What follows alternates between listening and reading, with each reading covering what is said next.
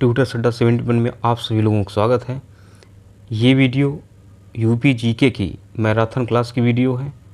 इस वीडियो में ऐसा कोई भी टॉपिक यूपी जीके का बाहर से नहीं पूछा गया है। मतलब जितने भी क्वेश्चन विभिन्न प्रतियोगी परीक्षाओं में आए हुए क्वेश्चन हैं वही डाले गए हैं।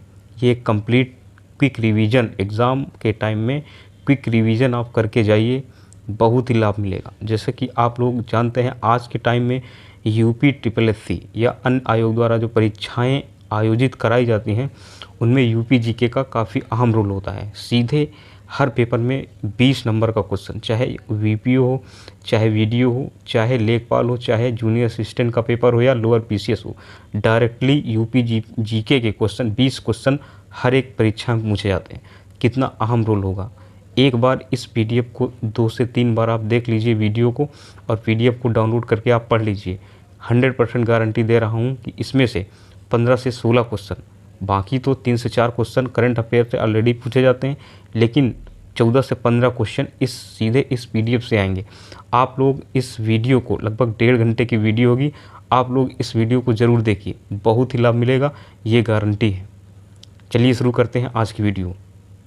उत्तर प्रदेश एक परिचय। उत्तर प्रदेश जनसंख्या के आधार पर भारत का सबसे बड़ा राज्य है। इसकी प्रशासनिक राजधानी लखनऊ एवं न्यायिक राजधानी इलाहाबाद है। भारतीय संसद ने 9 नवंबर 2000 में उत्तर प्रदेश के उत्तर पश्चिमी, मुख्यतः पहाड़ी भाग से उत्तरांचल, जिसे वर्तमान में उत्तराखंड कहा जाता है, राज्य का निर्माण किया। उत्तर प्रदेश का अधिकांश भाग सघन आबादी वाले गंगा और यमुना के दोआब में स्थित है।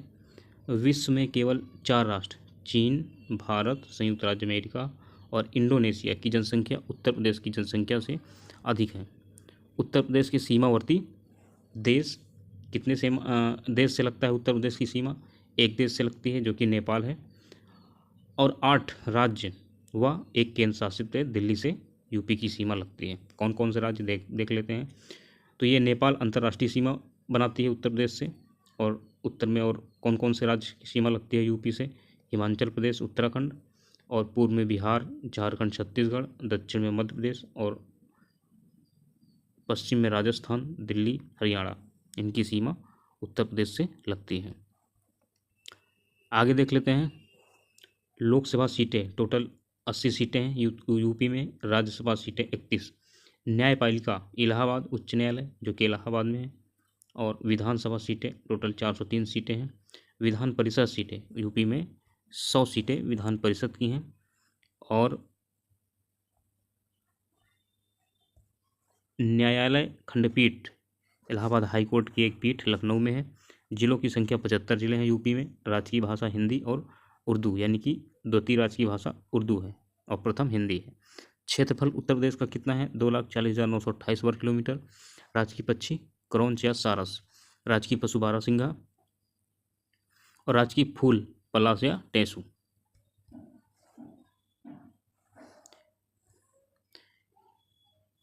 राजकीय वृक्ष कौन सा है? अशोक। राजकीय खेल हॉकी, और राजकीय चिन्ह कौन सा है? एक वृत्त में 2 मछली और एक तीर धनुष। एक वृत्त में 2 मछली और एक तीर धनुष, ये आपका राजकीय चिन्ह है। उत्तर प्रदेश दिवस 24 जनवरी को मनाया जाता है। अब जनसंख्या के बारे में देख लेते हैं। जनसंख्या 2011 के अनुसार, यानी कि जो जनगणना हुई थी 2011 के अनुसार, उसके आधार पर जनसंख्या कितनी है टोटल? 19,98,12,341। अब तो ज़्यादा हो गई है। और देश में प्रतिशत कितना है? 16.5% के लगभग पूरे देश की जनसंख्या का उत्तर प्रदेश में 16.5% निवास करती है। इसमें से कुल पुरुष जनसंख्या व प्रतिशत 10.5 करोड़ के आसपास पुरुष जनसंख्या, और प्रतिशत देखें तो 52.28% पुरुष जनसंख्या है। और कुल महिला जनसंख्या व प्रतिशत कितना है? तो 9.5 करोड़ के आसपास महिला जनसंख्या है, जिनमें से 47.72% में है। 0 से 6 वर्ग की कुल जनसंख्या कितनी है? ये 3 करोड़ 3.25 करोड़ के आसपास है, जो आपको परसेंट वाला याद रखना है। 15.41%। कुल ग्रामीण जनसंख्या 15.5 करोड़, यानी कि 77.7% उत्तर प्रदेश की जनसंख्या गाँव में निवास करती है। कुल शहरी जनसंख्या व प्रतिशत टोटल जो है 22.3% जनसंख्या शहरी है।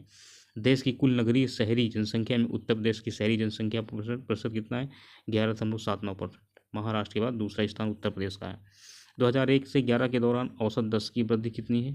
तो 20.22% की वृद्धि दर है। 2001 से 11 के दौरान औसत 10 की वृद्धि दर में गिरावट हुई थी। कितने की गिरावट हुई थी? 5.63% की गिरावट हुई थी।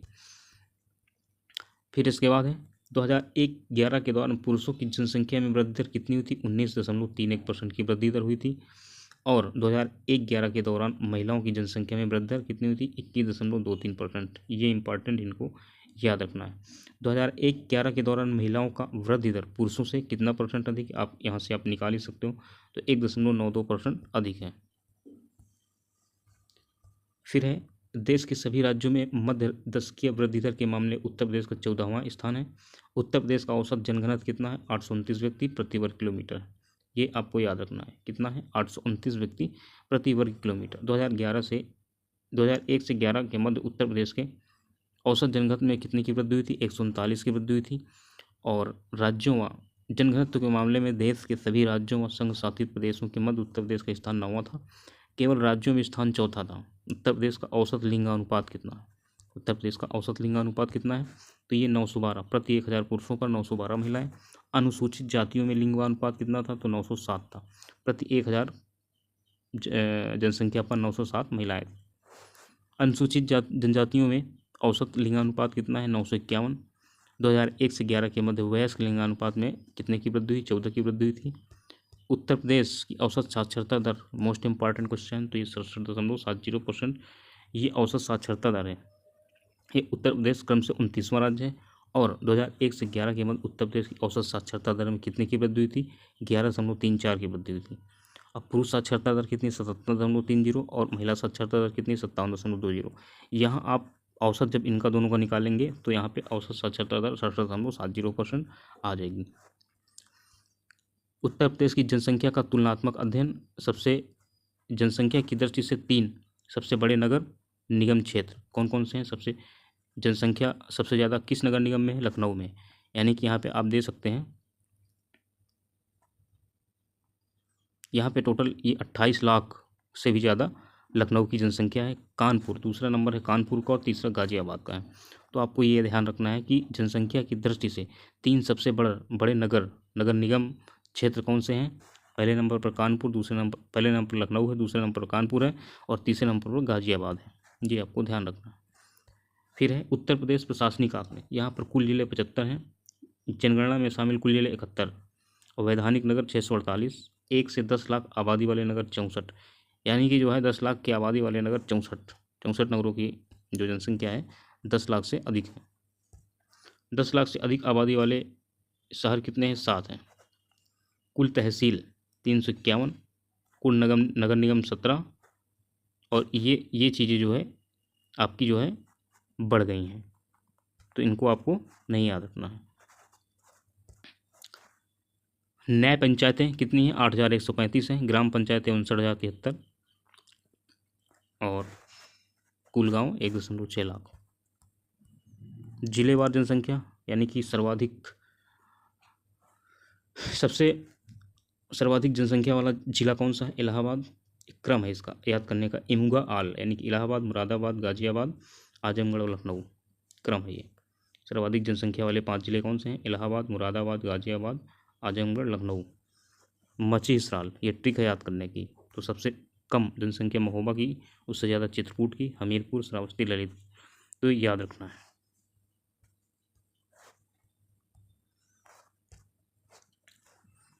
लिंग पर आधारित जनसंख्या वाले 5 जिले, सर्वाधिक पुरुष और सर्वाधिक महिला। सर्वाधिक पुरुष इलाहाबाद में सबसे ज़्यादा जनसंख्या पुरुष की है, मुरादाबाद, गाजियाबाद, कानपुर नगर, लखनऊ। और सर्वाधिक महिला इलाहाबाद में ही है, आजमगढ़ दूसरे नंबर पे है, जौनपुर, मुरादाबाद, लखनऊ। ये याद रखना है। 0 से 6 आयु वर्ग में सर्वाधिक जनसंख्या वाले 5 जिले कौन कौन से हैं? इलाहाबाद, मुरादाबाद, सीतापुर, आजमगढ़ और बरेली। ये 0 से 6 आयु वर्ग में सर्वाधिक जनसंख्या वाले 5 जिले हैं। यहाँ पे जो है 0 से 6 आयु वर्ग की जो बच्चे हैं उनकी जनसंख्या सबसे ज़्यादा इन जिलों में। 10 की वृद्धि दर वाले जिले, जैसा कि अभी पढ़ा गया है, 10 की वृद्धि दर उत्तर प्रदेश की कितनी रही है? तो 20.22% की रही है। सबसे ज़्यादा 10 की वृद्धि दर कहाँ पे हुई? गौतम बुद्ध नगर में हुई है, इसके बाद गाजियाबाद में और श्रावस्ती में, 3 जिले दिया गया है। और सबसे कम वृद्धि कहाँ पे हुई है? कानपुर नगर में 10 की वृद्धि दर सबसे कम कानपुर नगर, सेकंड नंबर हमीरपुर और बागपत में, ये आपको याद रखना है। जनसंख्या घनत्व 829 व्यक्ति प्रति वर्ग किलोमीटर।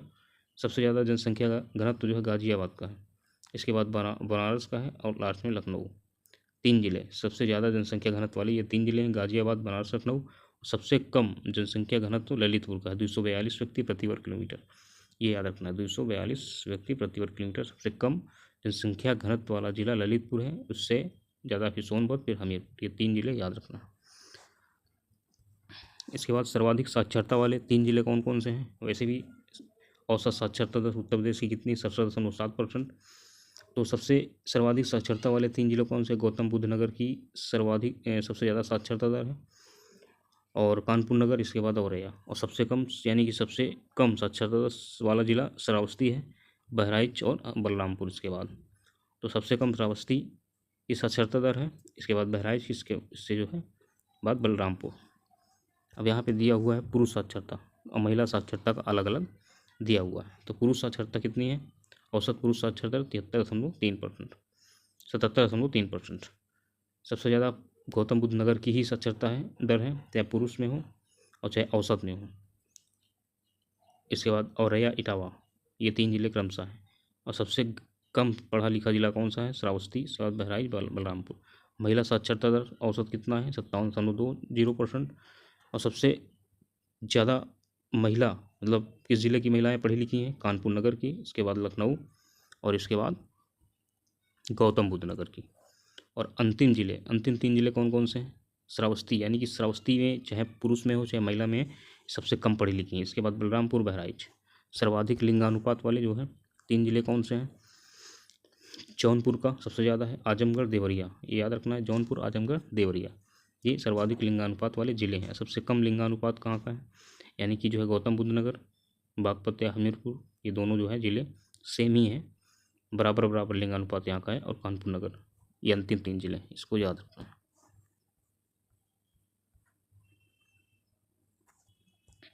फिर है नगरीय जनसंख्या 4,44,95,063।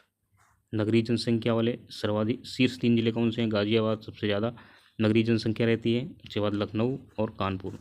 सबसे कम नगरीय जनसंख्या वाले 3 जिले कौन से? श्रावस्ती, चित्रकूट और कौशाम्बी। नगरीय जनसंख्या परसेंट में कितनी है?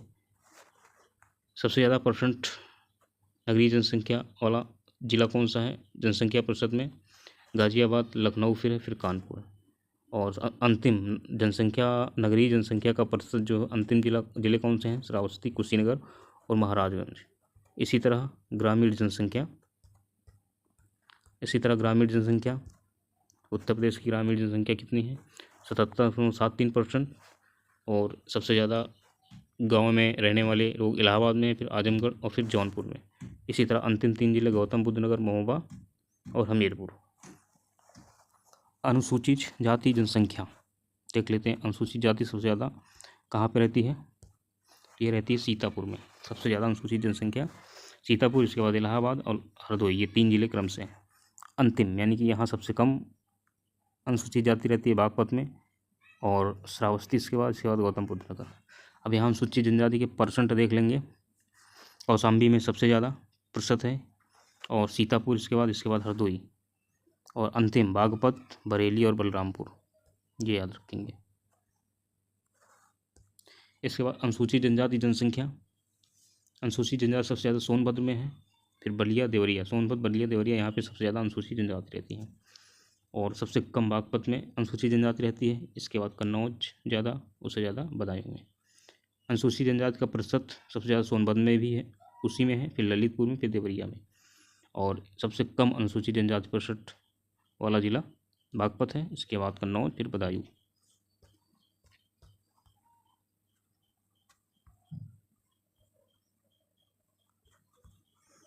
इसके बाद देख लेंगे देश व राज्य की पहली महिला मुख्यमंत्री सुचेता कृपलानी थी।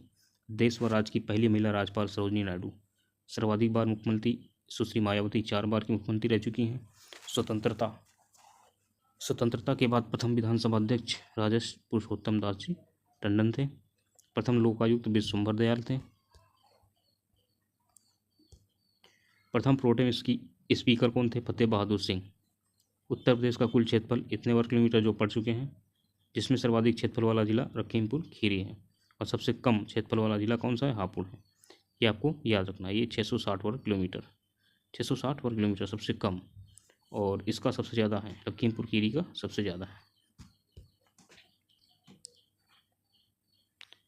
प्रदेश में कितने मंडल हैं? 18 मंडल हैं। लखनऊ मंडल में 6 जिले हैं, कानपुर में 6 जिले, मेरठ में 6 जिले, फैजाबाद में 5 जिले। ये आप देख लीजिएगा, ये आपको देख लीजिएगा कौन से मंडल में कितने जिले हैं। देवीपाटन में 4 जिले हैं, बरेली मंडल में 4 जिले, मुरादाबाद में 5 जिले हैं, इलाहाबाद में 4 जिले, फतेहपुर, प्रतापगढ़, कौशाम्बी, इलाहाबाद। चित्रकूट धाम मंडल में भी 4 जिले हैं, और इसके बाद मिर्ज़ापुर मंडल में 3 जिले, मिर्ज़ापुर, सोनभद्र, भदोही। आजमगढ़ मंडल में 3 जिले हैं, आजमगढ़, मऊ, बलिया। बस्ती मंडल में 3 जिले हैं, बस्ती, सिद्धार्थनगर, संत कबीरनगर। झांसी मंडल में भी 3 जिले हैं, झांसी, ललितपुर, जालौन। और सहारनपुर मंडल में सहारनपुर, मुजफ्फरनगर, शामली, ये 3 जिले शामिल किए गए हैं। इसके बाद मुख्यालय से भिन्न नाम वाले ज़िले कौन से हैं? जैसे अमेठी का जो मुख्यालय है वो गौरीगंज में है, संत कबीरनगर का मुख्यालय खलीलाबाद में है, गौतम बुद्ध नगर का नोएडा में है, कौशाम्बी का जो है मुख्यालय मंझनपुर में है, अम्बेडकर नगर का अकबरपुर में है, और कुशीनगर का पडरौना में, ये मुख्यालय है। कानपुर देहात का अकबरपुर माटी में है, और सिद्धार्थनगर का नौगढ़ में, और सोनभद्र का जो है रॉबर्ट्सगंज में मुख्यालय है। तो ये आपको याद रखना है।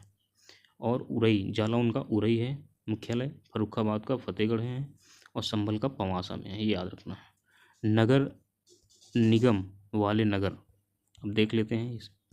ये 17 जो है नगर निगम है। लखनऊ, आगरा, झांसी, इलाहाबाद, बनारस, मेरठ, गोरखपुर, बरेली, गाजियाबाद, अलीगढ़, मुरादाबाद, कानपुर नगर, सहारनपुर, फिरोजाबाद, फैजाबाद, मथुरा, और लास्ट जो नगर निगम है 17वां नगर निगम शाहजहाँपुर।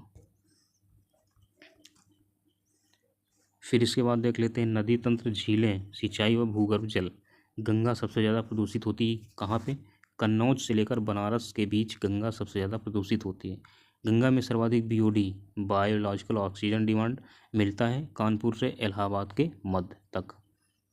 शेरपुर, बलिया, गाजीपुर, सैदपुर, बनारस, मिर्ज़ापुर, सिरसा, इलाहाबाद, इलाहाबाद, संगमेरपुर, इलाहाबाद, काला कांकर, प्रतापगढ़, डलमऊ, रायबरेली, बक्सर, उन्नाव, कानपुर, बिल्लौर, फतेहगढ़, फर्रुखाबाद, कचला घाट, बदायूं, गढ़मुक्तेश्वर आदि 26 नगर।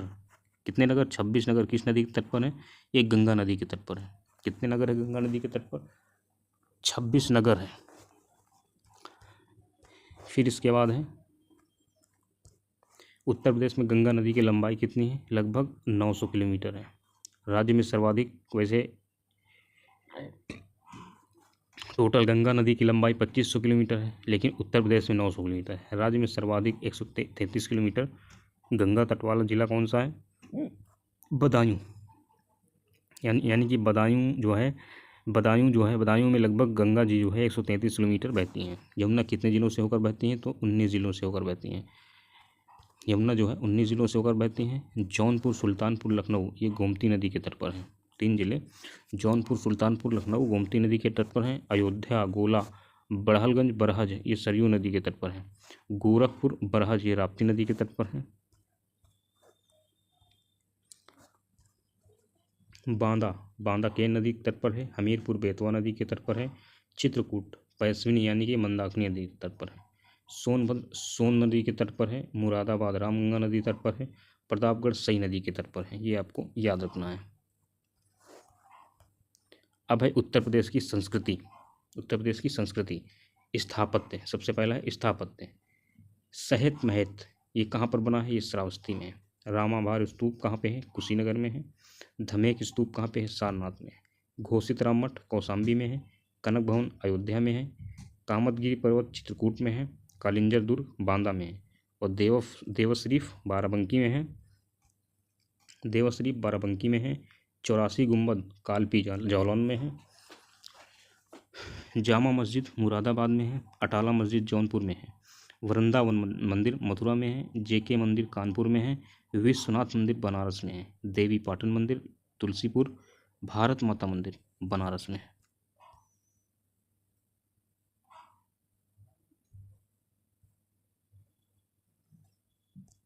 और यहाँ पे कुछ चित्रकार दिए हैं, उनके कार्य, कौन सा उन्होंने चित्रकारी की है। विश्वनाथ मेहता, ये सब भारतीय चित्रकार हैं। विश्वनाथ मेहता क्या चित्रकारी की इन्होंने? इन्होंने प्यासा ऊँट बनाया और सृष्टि, इनकी चित्रकारी की। रणबीर सिंह बिष्ट, इन्होंने पहाड़ी घसियारे और गपसप नामक चित्रकला की चित्रकारी की। शिवनंदन नौटियाल एक चित्रकार थे, उन्होंने सत्यम शिवम सुंदरम नामक चित्रकला का चित्रकारी की थी। चुनारगढ़ की अनूप वेदिका भर्तृहरि मुनि से संबंधित है, ये याद रखना है। संगीत, अब संगीत के बारे में थोड़ा देख लेते हैं। भातखंडे संगीत संस्थान यूपी का सबसे पुराना संगीत संस्थान है, लखनऊ में है। कहाँ पे है भातखंडे संगीत संस्थान? कहाँ पे है? लखनऊ में है। इसकी स्थापना जो है 15 जुलाई 1926 को स्थापित किया गया था। 1960 में इसका नाम भातखंडे हिंदुस्तानी महाविद्यालय रखा गया था। 2001 से इसको डीम्ड विश्वविद्यालय का दर्जा प्रदान किया गया। ये आपको याद रखना है। बहुत इससे क्वेश्चन बहुत सारा पूछता है, इसको आपको याद रखना है। 60 में दिया हुआ है। भातखंडे संगीत संस्थान 1926 में स्थापित हुआ था, लखनऊ में है। प्रयाग संगीत सम्मेलन, ये भी 1926 में, ये इलाहाबाद में है। राज्य ललित कला अकादमी की स्थापना 1962, यानी देखो 1926, इसके 2 डिजिट उल्टा कर दो तो 1962। राज्य ललित कला अकादमी की स्थापना 1962 में लखनऊ में हुई थी। उत्तर प्रदेश संगीतक नाटक अकादमी 1963 में, ये भी लखनऊ में है। भारतेंदु नाट्य अकादमी 1975 में लखनऊ में स्थापित हुआ था।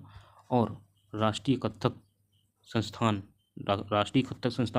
1988-89 में स्थापित हुआ था, लखनऊ में है। उत्तर प्रदेश जैन विद्या शोध संस्थान, ये 1990 में स्थापित किया गया था, जैन विद्या वाला, इसकी स्थापना लखनऊ में की गई थी।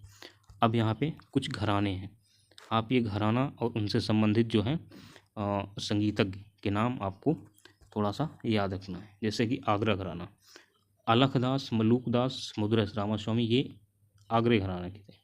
अब लखनऊ घराना, जिसे अवध कला भी कहते हैं, लखनऊ घराना में जो है बहुत फेमस जो संगीतज्ञ थे, जैसे कि बिंदादीन, कुदऊ सिंह जो कि पखावज बजाते थे, खुर्शीद अली खां, लखनऊ ख्याल गायन का पितामह कहा जाता है इनको। खुर्शीद अली खां को लखनऊ ख्याल गायन का पितामह कहा जाता है।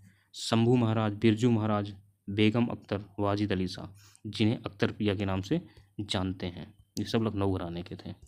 इसके बाद किराना घराना, जिसे मुजफ्फरनगर घराना भी कहते हैं, यहाँ के संगीतक काले खां, गंगूबाई हंगल, भीमसेन जोशी तथा हीराबाई बड़ौदकर, ये याद रखना है। अब है बनारस घराना या ठुमरी, यहाँ की सर्वाधिक जो प्रसिद्ध थी वो ठुमरी के लिए, बनारस घराना जो सर्वाधिक फेमस था वो ठुमरी के लिए प्रसिद्ध था।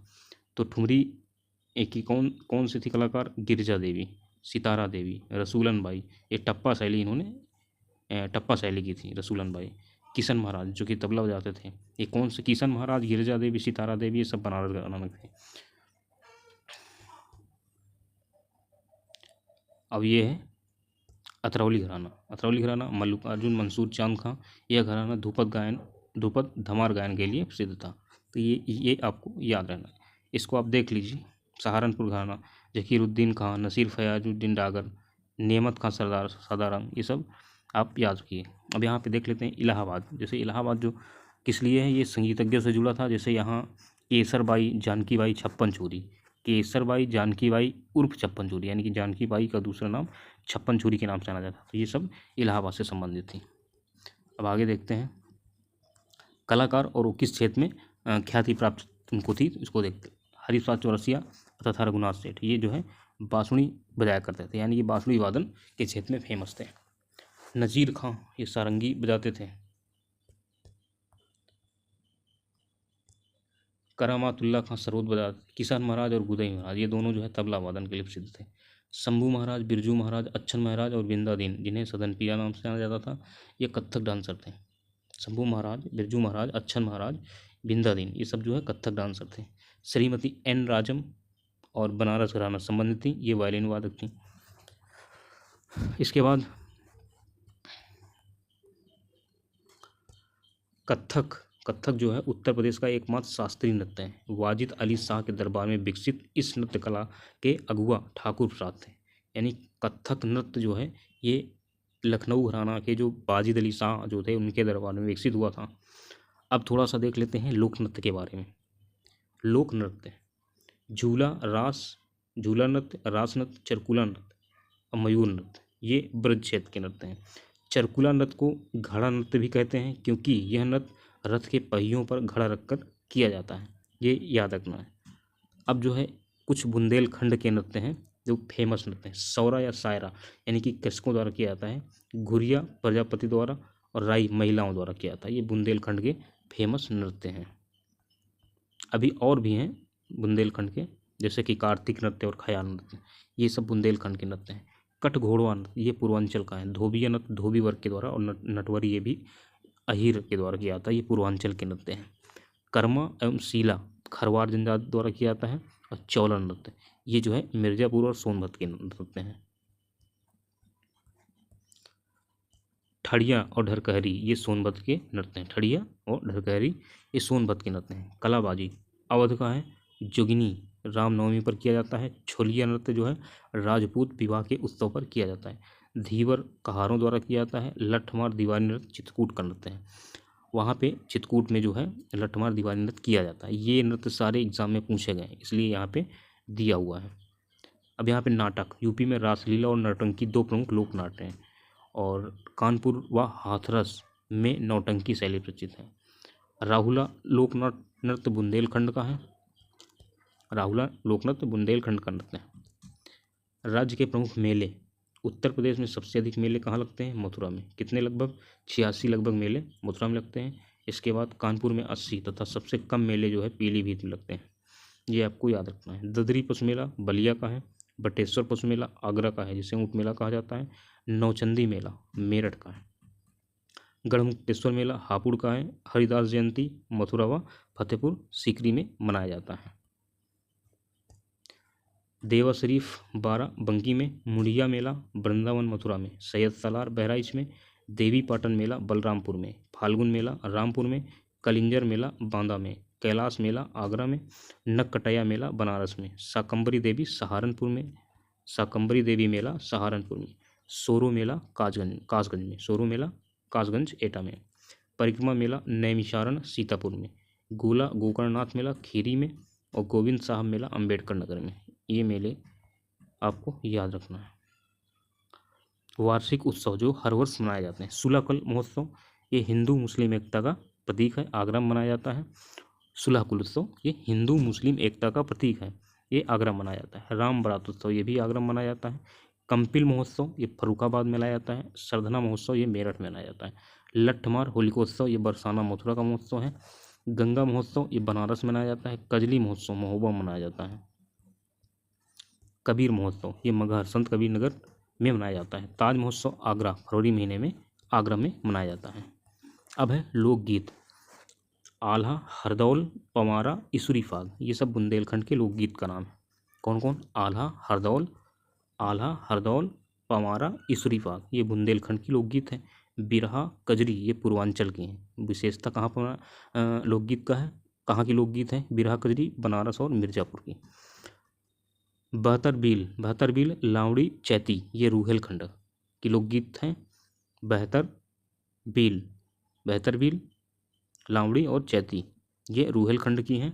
रसिया होली ये ब्रजभूमि की लोकगीत हैं। ढोला आगरा की लोकगीत। सोहर अवध की है। पूर्वांचल दोनों बच्चे के जन्म पर, ये दोनों जो है बच्चे के जन्म होने पर मनाया जाता है। रागिनी एक है रागनी ये पश्चिमी क्षेत्र में गाई जाती है। ढोला मारू ये जो ढोला मारू ना ये यूपी का नहीं राजस्थान का लोक नृत्य है, किंतु यह सीमित रूप से आगरा व मेरठ में भी प्रचलित है। कौन सा? ढोला मारू। ये यूपी का थोड़े, ये राजस्थान का लोक नृत्य है, लेकिन ये सीमित रूप से आगरा मेरठ में भी प्रचलित है, क्योंकि आगरा और मेरठ राजस्थान से लगा हुआ है। फिल्म के बारे में थोड़ा सा, ये कैफी आजमी, कमाल अमरोही, बीपी मित्रा, मुजफ्फर अली, ये क्या थे? ये प्रमुख सिनेमा व्यक्तित्व थे। फिल्म सिटी नोएडा और उत्तर प्रदेश चलचित्र निगम की स्थापना 1975 में हुई थी। पर्यटन विकास निगम की स्थापना 1974 में हुई थी, ये आपको याद रखना है।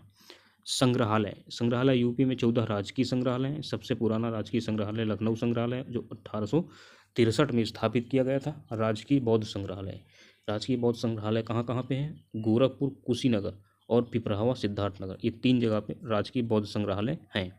राजकीय जैन संग्रहालय मथुरा और अन्य संग्रहालय मोतीलाल नेहरू बाल संग्रहालय लखनऊ में है। और ये शायद पूछा गया था आपकी बार किसमें, जूनियर असिस्टेंट 1262 वाले क्वेश्चन में आया था। मोतीलाल नेहरू बाल संग्रहालय ये जो है लखनऊ में है। भारत कला भवन बनारस, इसकी स्थापना 1950 में हुई थी। बौद्ध और जैन दोनों धर्मों का प्रसिद्ध तीर्थ स्थल कौशाम्बी, ये भी बहुत इंपॉर्टेंट क्वेश्चन है। व्यक्तित्व, अमीर खुसरो का जन्म कहाँ हुआ था? कासगंज के पटियाली गांव में हुआ था। ख्याल गायकी का विकास किसने किया था? अमीर खुसरो ने किया था। और सितार तथा तबला का आविष्कार अमीर खुसरो ने किया था। स्वामी हरिदास, इनका जन्म अलीगढ़ में हुआ था। ये कौन थे? ये तानसेन के शिष्य, हाँ स्वामी हरिदास के शिष्य कौन थे? तानसेन। तानसेन का जन्म कहाँ हुआ था? ग्वालियर में हुआ था। और इनके शिष्य बैजू बावरा, यानी कि बैजू बावरा भी थे, इनका जन्म गुजरात में हुआ था। स्वामी हरिदास, तानसेन और बैजू बावरा ने ध्रुपद गायन को समृद्ध किया था। यानी कि ध्रुपद गायन को किसने समृद्ध किया था? हरिदास और उनके दोनों शिष्य तानसेन और बैजू बावरा ने। 15वीं शताब्दी में ग्वालियर के राजा मान सिंह तोमर ने इनकी रचना की थी। निजामुद्दीन औलिया का जन्म कहाँ हुआ था? ये जन्म इसलिए दिया गया है फेमस व्यक्तियों का, क्योंकि ये इतिहास में इनका बहुत बड़ा नाम है, ये कुछ न कुछ इनका योगदान है, इसलिए जो है इनका जन्म जो है ज़रूर पूछता है। निजामुद्दीन औलिया, इनका जन्म बदायूं में हुआ था। जियाउद्दीन बरनी, ये बरन बुलंदशहर के थे। टोडरमल, इनका जन्म सीतापुर में हुआ था। फैजी अबुल फजल, इनका जन्म आगरा में हुआ था। बीरबल का जन्म कालपी जौलान में हुआ था। लक्ष्मीबाई का जन्म बनारस में हुआ था। और तात्या टोपे, जिन्हें रामचंद्र पांडुरंग भी कहा जाता है, इनका जन्म बिठूर कानपुर में हुआ था। राम प्रसाद बिस्मिल का जन्म शाहजहाँपुर में हुआ था तथा फांसी जो गोरखपुर में दी गई थी। चंद्रशेखर आज़ाद, इनकी मृत्यु इलाहाबाद में हुई थी। लाल बहादुर शास्त्री का जन्म मुगल सराय में हुआ था। तुलसीदास जी का जन्म चित्रकूट के पास राजापुर गांव में हुआ था। मिर्जा गालिब का जन्म आगरा में तथा मृत्यु दिल्ली में हुई थी। नज़ीर अकबराबादी का जन्म आगरा में हुआ था। चकबस्त लखनवी फिराक गोरखपुर के थे, जिन्हें रघुपत सहाय कहा जाता है। इनका जो है दूसरा नाम जो है रघुपत सहाय भी है, फिराक गोरखपुरी का। कैफी आजमी, ये आजमगढ़ के थे। रामचंद्र शुक्ल, ये बस्ती जिले के थे। मजरू सुल्तानपुरी, यानी कि जो कहते हैं ना मजरू सुल्तान, ये मजरू उनका नाम था, ये सुल्तानपुर के थे, इसलिए उनका नाम मजरू सुल्तानपुरी हो गया था। अकबर इलाहाबादी थे। मजाज लखनवी, राहुल शंकरतैन आजमगढ़ के थे। इसके बाद उत्तर प्रदेश उर्दू अकादमी की स्थापना 1972 में हुई थी। ये बहुत इंपॉर्टेंट क्वेश्चन है। ये अकादमी जो है हिंदी, उर्दू, संस्कृत, ये बहुत बार पूछा गया है। तो उत्तर प्रदेश उर्दू अकादमी की स्थापना 1972 में हुई थी। उत्तर प्रदेश सिंधी अकादमी की स्थापना 1997 में हुई थी। उत्तर प्रदेश हिंदुस्तानी अकादमी की स्थापना 1927 में इलाहाबाद में हुई थी। उत्तर प्रदेश भाषा संस्थान की स्थापना 1994 में हुई थी। और प्रथम मुक्त विश्वविद्यालय कौन था? राजर्षि पुरुषोत्तम दास टंडन मुक्त विश्वविद्यालय था। इसकी स्थापना हुई थी 1999 में, ये याद रखना है। मिड डे मील योजना कब चलाई गई थी? 1995 में। कस्तूरबा गांधी बालिका योजना 2004 में चलाई गई थी, ये आप याद रखना है। अब है केंद्रीय विश्वविद्यालय। केंद्रीय विश्वविद्यालय इलाहाबाद की स्थापना 1887 में हुई थी। बनारस हिंदू विश्वविद्यालय की स्थापना 1916 में हुई थी। अलीगढ़ मुस्लिम विश्वविद्यालय की स्थापना 1921 में हुई थी। और डॉक्टर भीमराव अम्बेडकर विश्वविद्यालय जो कि लखनऊ में है, इसकी स्थापना 1989 में हुई थी। Rajiv Gandhi national aviation academy यानी कि विश्वविद्यालय, इसकी स्थापना रायबरेली में हुई थी। और रानी लक्ष्मीबाई केंद्रीय विश्वविद्यालय झांसी में 2014 में स्थापित हुआ था। तो ये कितने 1 2 3 4 5 6 6 केंद्रीय विश्वविद्यालय हैं। और अभी एक जो है निर्माण हुआ है नया, केंद्रीय तिब्बत अध्ययन विश्वविद्यालय या केंद्रीय तिब्बती शिक्षण संस्थान, इसकी स्थापना सारनाथ बनारस में 1967 में हुई थी।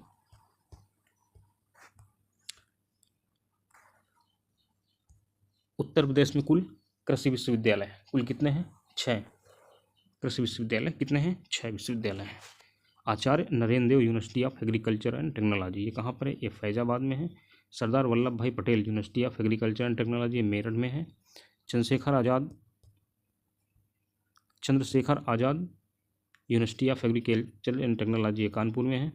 Sam Higginbottom university of agriculture, ये इलाहाबाद में है।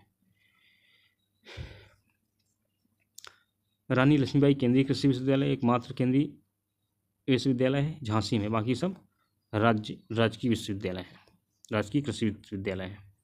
अन्य देख लेते हैं। उत्तर प्रदेश में प्रथम विकलांग विश्वविद्यालय की स्थापना चित्रकूट में हुई थी, जिसे जगत गुरु श्री रामभद्राचार्य विकलांग विश्वविद्यालय के नाम से जाना जाता है। Doctor Bhimrao Ambedkar institute of technology for handicapped, ये इसकी स्थापना कानपुर में हुई थी। कन्हैयालाल मणिकलाल मुंशी केंद्रीय हिंदी संस्थान कहाँ पे है? आगरा में है।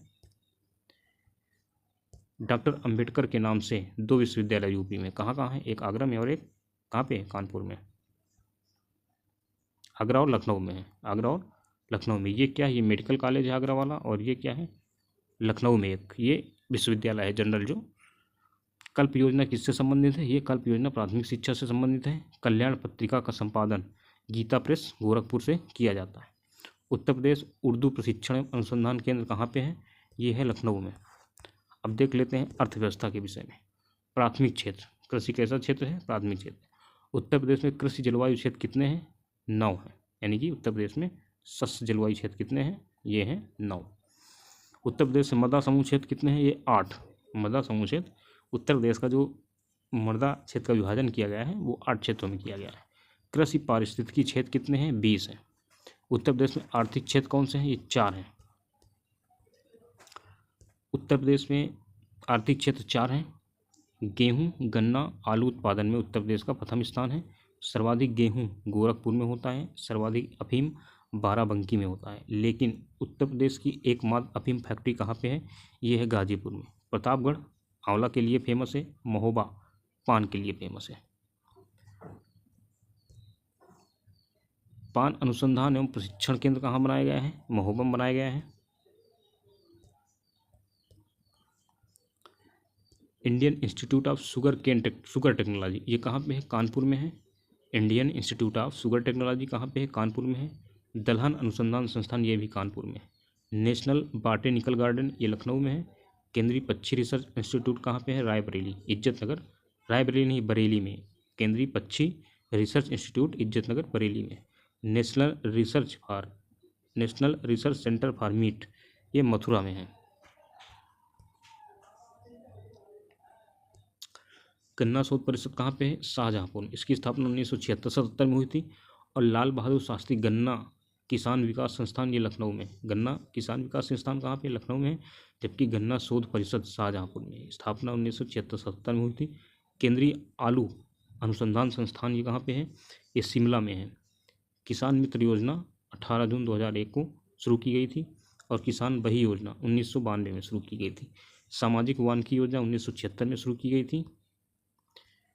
और स्वाधार योजना ये 2001-2 से शुरू की गई। स्वयं सिद्ध योजना 2002-3 से। और रोजगार की दृष्टि से सबसे बड़ा क्षेत्र कौन सा है? कृषि। कृषि के बाद हथकरघा जो है दूसरे नंबर में। सबसे ज़्यादा रोजगार कृषि क्षेत्र में, उसके बाद हथकरघा। कृषि श्रम उत्पादकता सर्वाधिक किस क्षेत्र की है? ये है पश्चिमी उत्तर प्रदेश की। हैंडबुक ऑफ एग्रीकल्चर प्रकाशित की जाती है किसके द्वारा? ये प्रकाशित की जाती है भारतीय कृषि अनुसंधान परिषद, जिसका मुख्यालय दिल्ली में है। देश में यूपी में देश का सर्वाधिक पशुधन, जिसमें गाय सर्वाधिक है। यूपी में देश का सर्वाधिक पशुधन है, जिसमें गाय सर्वाधिक है, यानी कि यूपी में गाय सर्वाधिक है। लेकिन ओवरऑल पूरे भारत में देखा जाए गाय सबसे ज़्यादा किस राज्य में है? तो ये है गौवंशीय जो जानवर है, ये किस प्रदेश में है? ये है पश्चिम बंगाल में। और महिष वंशीय में जो है यूपी में है। पशु चारा बैंक भरारी झांसी में है। क्यों है? क्योंकि बुंदेलखंड का एकमात्र पशु चारा बैंक, क्योंकि वहाँ पे गर्मियों में जो है चारे की कमी हो जाती है, तो यहाँ पे चारा जो है उसका संग्रह किया जाता है। उसके बाद गर्मियों के लिए यहाँ से सप्लाई होती है। दुग्ध उत्पादन यूपी प्रथम है। ऑपरेशन फ्लड 1973 में शुरू किया गया था। Regional food research and analysis Lucknow में है। राज्य दुग्ध परिषद की स्थापना जो है 1976 में हुई थी। राज्य दुग्ध परिषद की स्थापना 1976 में हुई थी। किसान क्रेडिट कार्ड की योजना 1998-99 में। भारत में प्रथम कृषि विश्वविद्यालय पंतनगर में। और बाढ़ से प्रभावित कौन सा है? पूर्वी क्षेत्र है। भारतीय चारा अनुसंधान संस्थान झांसी में है। सीमांत कृषक किसे कहते हैं? 1 हेक्टेयर से कम जोत वाले कृषक को सीमांत कृषक कहते हैं। तृतीय रेल कोच फैक्ट्री कहाँ बनाई गई है? यूपी में रायबरेली में। भारत की प्रथम चीनी मिल प्रतापपुर देवरिया में 1903 में इसकी स्थापना हुई थी। द ग्रीन ऑपरेशन परियोजना 2001 में यूपी में प्रथम दुग्ध सहकारी समिति की स्थापना इलाहाबाद में की गई थी। और यूपी में अदरक और सोयाबीन का उत्पादन बुंदेलखंड क्षेत्र में किया जाता है। उत्तर प्रदेश में सिंचाई का सबसे बड़ा स्रोत नलकूप है। अवनालिका प्रदन से सर्वाधिक प्रभावित जिला इटावा जिला है। हल्दी कपास का उत्पादन बुंदेलखंड में सबसे ज़्यादा किया जाता है। सर्वाधिक महत्वपूर्ण नकदी फसल कौन सी? गन्ना है। आलू निर्यात जोन आगरा बनाया गया है। वर्तमान में औसत जोत का आकार कितना है? 0.83 हेक्टेयर। 0.083 हेक्टेयर। उत्तर प्रदेश औद्योगिक विकास निगम कानपुर में है। उत्तर प्रदेश राज्य पर्यटन विकास निगम की स्थापना 1974 में हुई थी। उत्तर प्रदेश शासन की आय का सबसे बड़ा भाग प्राप्त होता है सामान्य व्यापार कर से। कौन व्यापार कर जोन सर्वाधिक संग्रह करता है? तो लखनऊ। उत्तर प्रदेश में उच्चतम औद्योगिक वृद्धि दर अंकित की 10वीं पंचवर्षीय योजना में। उत्तर प्रदेश में मूल्य वर्धित कर वैट कब लागू हुआ था? तो 1 जनवरी 2008 से लागू हुआ था। वैट जो है उत्तर प्रदेश में 1 जनवरी 2008 से लागू हुआ था। उत्तर प्रदेश में नकारात्मक औद्योगिक विकास दर 9वीं पंचवर्षीय योजना में थी। गीडा गोरखपुर में है, जिसे गोरखपुर औद्योगिक विकास प्राधिकरण कहते हैं। उत्तर प्रदेश खादी ग्रामोद्योग बोर्ड की स्थापना 1960 ईस्वी में हुई थी। Indian institute of information technology TIIT Allahabad जो कि झलवा में है। School of paper technology Saharanpur में है। खेल का सामान मेरठ में बनाया जाता है। पीतल की मूर्ति के लिए मथुरा फेमस है। दिया सलाई उद्योग बरेली का उद्योग है। उर्वरक आंवला फूलपुर में बनाया जाता है और आंवला प्रतापगढ़ में सबसे ज़्यादा होता है। रबड़ मोदीनगर गाजियाबाद में सबसे ज़्यादा होती है। पाली फाइबर के लिए बाराबंकी फेमस है। विस्फोटक जो है कानपुर में बनाया जाता है। ताले अलीगढ़ में बनाए जाते हैं। अलीगढ़ जो है ताले के लिए फेमस है। रेनकोट क्या है? एल्युमिनियम उद्योग यहाँ पे है। फिरोजाबाद कांच की चूड़ियों के लिए प्रसिद्ध है। कानपुर चमड़े का सामान के लिए प्रसिद्ध है। और प्लाईवुड के लिए नजीबाबाद सीतापुर फेमस है। कागज़ और लुगदी के लिए सहारनपुर प्रसिद्ध है। हाथ की छपाई फर्रुखाबाद। लकड़ी के खिलौने रेशम, ये बनारस जो है लकड़ी के खिलौने के लिए तथा रेशम के लिए फेमस है। टेराकोटा मिट्टी का प्रयोग गोरखपुर में। चिन्हट चीनी मिट्टी के जो बर्तन बनाए जाते हैं वो लखनऊ चिन्हट बनाए जाते हैं। खष्ट पादुका यानी कि खड़ाऊ के लिए पीलीभीत फेमस है। बर्तन के लिए मिट्टी के बर्तन खुर्जा ब्लैक पॉटरी, मिट्टी के बर्तन खुर्जा बुलंदशहर में बनाए जाते हैं। जरी बरेली, इत्र व तेल कन्नौज में। और कालीन जो है भदोही, कालीन के लिए भदोही फेमस है। भौतिक संरचना, भूगोल एवं पर्यावरण। क्षेत्रफल की दृष्टि से चौथा स्थान कौन सा है? हमारा उत्तर प्रदेश, क्योंकि राजस्थान पहले नंबर पर है, फिर मध्य प्रदेश, फिर महाराष्ट्र और चौथे नंबर पर हमारा उत्तर प्रदेश। मृदा अवनालिका अपरदन सर्वाधिक कहाँ होता है? इटावा में होता है। मृदा अवनालिका अपरदन सर्वाधिक इटावा में होता है। सर्वाधिक वर्षा गोरखपुर में होती है। कितनी होती है? 184.7%। ये जो है 184.7 मिलीमीटर जो है वर्षा गोरखपुर में होती है, जो कि सर्वाधिक है। सबसे कम मथुरा में होती है। सबसे कम वर्षा मथुरा में होती है। सर्वाधिक नमभूमि सोनभद्र है। सबसे कम नमभूमि बागपत की है। उत्तर से दक्षिण में अनुक्रम सिद्धार्थनगर, संत कबीर नगर, अम्बेडकर नगर और संत रविदास नगर, ये जो है क्रम है। उत्तर प्रदेश का विशाल मैदान गंगा और गंडक नदियों के मध्य स्थित है, ये याद रखना है। उत्तर प्रदेश की जलवायु कैसी है? उत्तर प्रदेश जलवायु उष्णकटिबंधीय है। वायु प्रदूषण से सर्वाधिक प्रभावित क्षेत्र कौन सा है? पश्चिमी क्षेत्र। एग्रो पार्क हापुड़, सहारनपुर, लखनऊ, बनारस में, ये 4 जगह पर एग्रो पार्क बनाए गए हैं।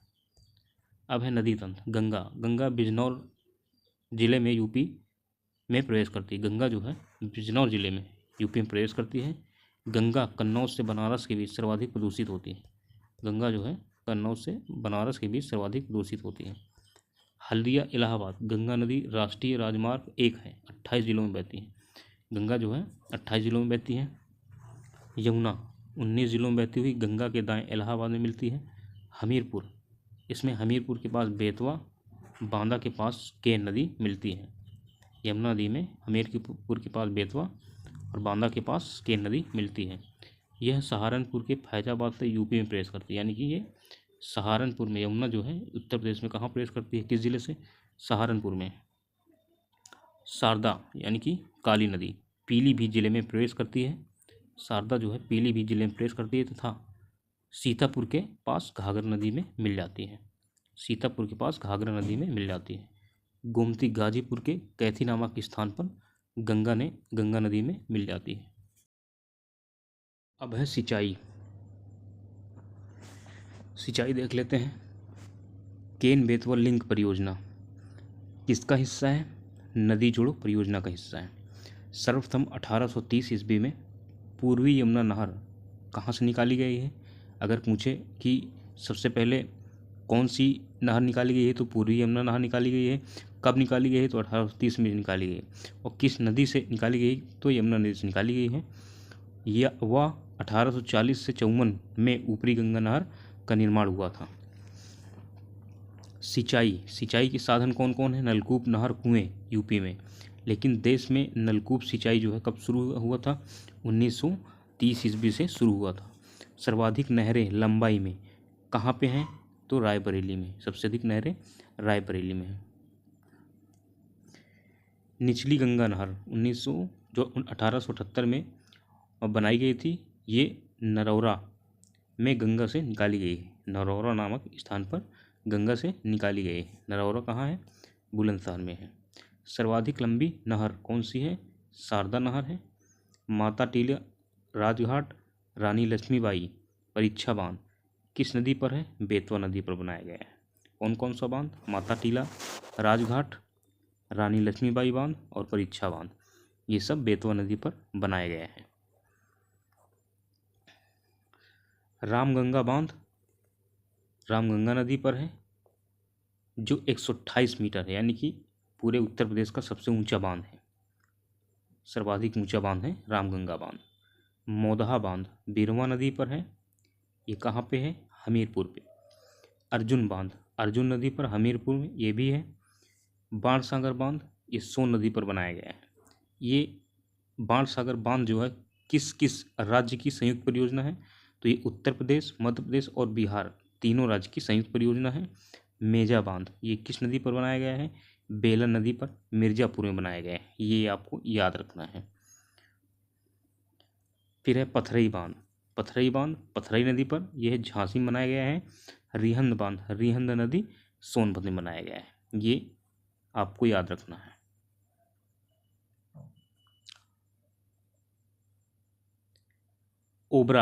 ओबरा भी रिहंद नदी पर बनाया गया है, जो कि सोनभद्र में है। माता टीला बेतवा नदी पर झांसी में है। परीक्षा बांध बेतवा नदी पर झांसी में ये भी है। माता टीला बांध से गुरुसराय नहर व मंदर नहर निकलती है, ये आपको याद रखना है। अब आइए झील कुंड ताल रामगढ़ ताल कहाँ पे, गोरखपुर में है। बखीरा संत कबीर नगर, भूगे ताल व बिसैथा ताल ये है रायबरेली में। कीठम ताल ये है आगरा में। औंधी ताल वाराणसी, लौंधी व भोजपुर ताल सुल्तानपुर में है। अलवारा झील कौसाम्बी में है। शुक्र ताल मुजफ्फरनगर में है। इसी प्रकार फ्लो में आप याद करेंगे तो याद हो जाएगा। सिरसी चिरगो जलाशय ये मिर्ज़ापुर में है। सिरसी, टांडादरी, जिरगो सागर जलाशय ये सब मिर्ज़ापुर में है। फुलहर झील ये भी पीलीभीत में है। ये देवरिया ताल ये कन्नौज में है, इस पर कन्फ्यूजन मत रहना। देवरिया ताल देवरिया ज़िले में नहीं है, ये कन्नौज में है। मदन सागर महोबा, दरबन झील फैजाबाद, करेला व इतौजा झील लखनऊ में। मोराय ताल ये फतेहपुर डिस्ट्रिक्ट में है। नौह झील ये मथुरा में है। सर्वाधिक यूपी में नलकूप से सिंचाई होती है, यानी कि पूरे भारत में सर्वाधिक उत्तर प्रदेश में नलकूप से सिंचाई होती है।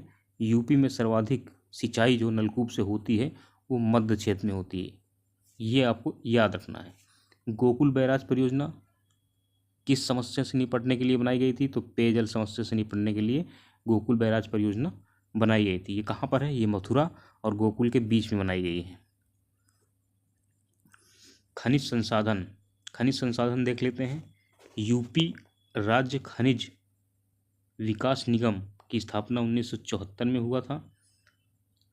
चूना पत्थर कहाँ पाया जाता है? मिर्ज़ापुर में। कोयला सिंगरौली सोनभद्र में पाया जाता है। एस्बेस्टस मिर्ज़ापुर में पाया जाता है। संगमरमर ये भी मिर्ज़ापुर में पाया जाता है। यूरेनियम ललितपुर में पाया जाता है। तांबा भी ललितपुर में पाया जाता है। ललितपुर में एक जगह है सोनराई, तो उस क्षेत्र में तांबा बहुत ज़्यादा मात्रा में पाया जाता है। पाइराइट्स ये मिर्ज़ापुर में पाया जाता है। हीरा बांदा में पाया जाता है। चाइना क्ले सोनभद्र में पाया जाता है। डोलोमाइट मिर्ज़ापुर के कजराहट क्षेत्र में पाया जाता है। कांच बालू सिलिका ये इलाहाबाद में, यानी कि प्रयागराज में कांच बालू जिसको सिलिका सैंड बोलते हैं, कांच बालू सिलिका सैंड ये इलाहाबाद में पाया जाता है। बाक्साइड बांदा और चंदौली दोनों जिलों में पाया जाता है, लेकिन सबसे ज़्यादा बांदा में पाया जाता है, ये आपको याद रखना है। फिर इसके बाद है ग्रेफाइट हमीरपुर में पाया जाता है। रॉक फास्फेट ये बांदा और ललितपुर ये जो है दोनों जिलों में पाया जाता है। जिप्सम जो है सबसे ज़्यादा झांसी में पाया जाता है। अब देखते हैं पार्क सिटी स्थल। लेदर टेक्नोलॉजी पार्क ये बंथरा उन्नाव में है। Leather technology park Banthra Unnao में है। फिर है नॉलेज पार्क, ये है ग्रेटर नोएडा में। साइंस पार्क ये संडीला हरदोई में एक जगह है संडीला, वहाँ पे साइंस पार्क बनाया गया है। लेदर पार्क आगरा में है। टोनिका सिटी गाजियाबाद व कानपुर को कहते हैं। निकिडा सिटी कानपुर व उन्नाव के मध्य बनाई गई है। Toy city greater Noida. जैव प्रौद्योगिकी पार्क जिसे बायोटेक्नोलॉजी पार्क कहते हैं, ये कहाँ पे है? लखनऊ में है। साइंस सिटी ये भी लखनऊ में है, ये भी ध्यान देना है आपको। इको नॉलेज पार्क ये क्वेश्चन काफ़ी बार पूछा गया है। जैव प्रौद्योगिकी पार्क या बायोटेक्नोलॉजी पार्क कहाँ पे है? ये है लखनऊ में। इको नॉलेज पार्क ये है इलाहाबाद, ये कहाँ पे है? इलाहाबाद ये खुसरो बाग में है। इलाहाबाद में एक जगह खुसरो बाग है, वहीं पे इको नॉलेज पार्क बनाया गया है। एग्रो प्रोसेसिंग जोन सहारनपुर में है। अपैरल पार्क गाजियाबाद व कानपुर दोनों जगह है। विशेष आर्थिक क्षेत्र कौन कौन से हैं? मुरादाबाद, कानपुर, नोएडा व ग्रेटर नोएडा, ये आपको याद रखना है। साइबर सिटी किसको कहते हैं? कानपुर को। कानपुर में बनाई गई है साइबर सिटी। फिर देख लेते हैं थोड़ा वन्य जीव संरक्षण के बारे में। 1936 में एशिया के पहले राष्ट्रीय उद्यान हैली राष्ट्रीय उद्यान, जिसे जिम कॉर्बेट राष्ट्रीय उद्यान के नाम से भी जाना जाता है, इसकी स्थापना नैनीताल तत्कालीन संयुक्त प्रांत में हुई। उस समय उत्तर प्रदेश में ही था। अब जो है Jim Corbett national park Uttarakhand में चला गया। प्रदेश में कुल राष्ट्रीय उद्यान कौन है? कितने हैं? एक है। कौन? दुधवा राष्ट्रीय उद्यान। इसकी स्थापना 1977 में हुई थी। ये कई बार पूछा गया है कि दुधवा राष्ट्रीय उद्यान, दुधवा नेशनल पार्क की स्थापना कब हुई थी? 1977 में हुई थी। कुल वन्यजीव विहार कितने हैं? 25 हैं। 12 वन्यजीव विहार हैं और 13 पक्षी विहार हैं, और 4 बाघ अभ्यारण्य कौन कौन से हैं? दुधवा जो खीरी लखीमपुर खीरी और बहराइच में है, ये 1987 में बनाया गया था। और अमनगढ़ जो बिजनौर में है, ये 2012 में टाइगर रिजर्व बनाया गया था। और पीलीभीत टाइगर रिजर्व ये लखीमपुर खीरी और बहराइच सीमा पर है। और चौथा और सबसे अंतिम जो टाइगर रिजर्व है रानीपुर टाइगर रिजर्व, इसको 2022 में बनाया गया था। अब पीलीभीत वाले को 2014 में बनाया गया था, ये आपको याद रखना है। अब है वन्यजीव विहार।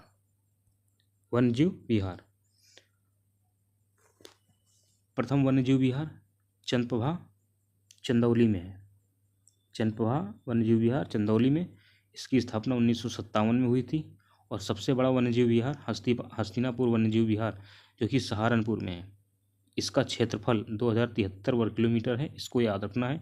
सबसे छोटा वन्यजीव विहार महावीर स्वामी वन्यजीव विहार जो कि ललितपुर में है, 5.4 वर्ग किलोमीटर, ये आपको याद रखना है। कुछ अन्य वन्यजीव विहार हैं। किशनपुर वन्यजीव विहार ये कहाँ पे? लखीमपुर खीरी में है। कैमूर वन्यजीव विहार सोनभद्र में है। सुहागी बरवा वन्यजीव विहार महाराजगंज में है। सुहेलवा श्रावस्ती में है। कछुआ वन्यजीव विहार वाराणसी में है। कतरनिया घाट बहराइच में है। कतरनिया घाट वन्यजीव विहार ये कहाँ है? बहराइच में है। प्रदेश का चौथा बाघ अभयारण्य कहाँ पर है? रानीपुर अभयारण्य चित्रकूट में है।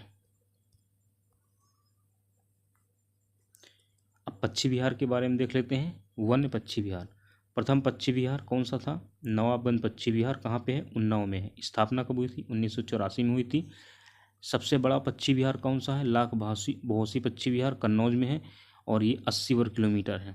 सबसे छोटा पक्षी विहार पटना पक्षी विहार जो कि एटा जिला में है, ये 1 वर्ग किलोमीटर है मात्र। इसको आपको याद रखना है।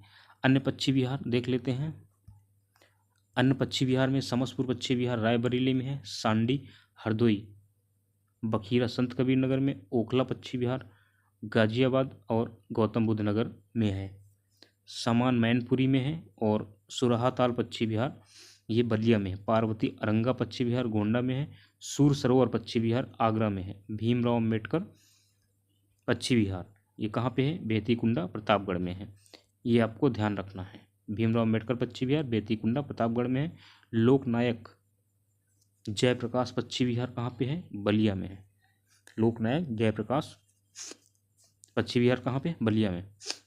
बब्बर शेर सफारी कहाँ पे बनाई गई है? इटावा में बनाई गई है। अब आप देख लेते हैं ऑपरेशन ग्रीन परियोजना का शुभारंभ कब हुआ था? 1 जुलाई 2001 को हुआ था।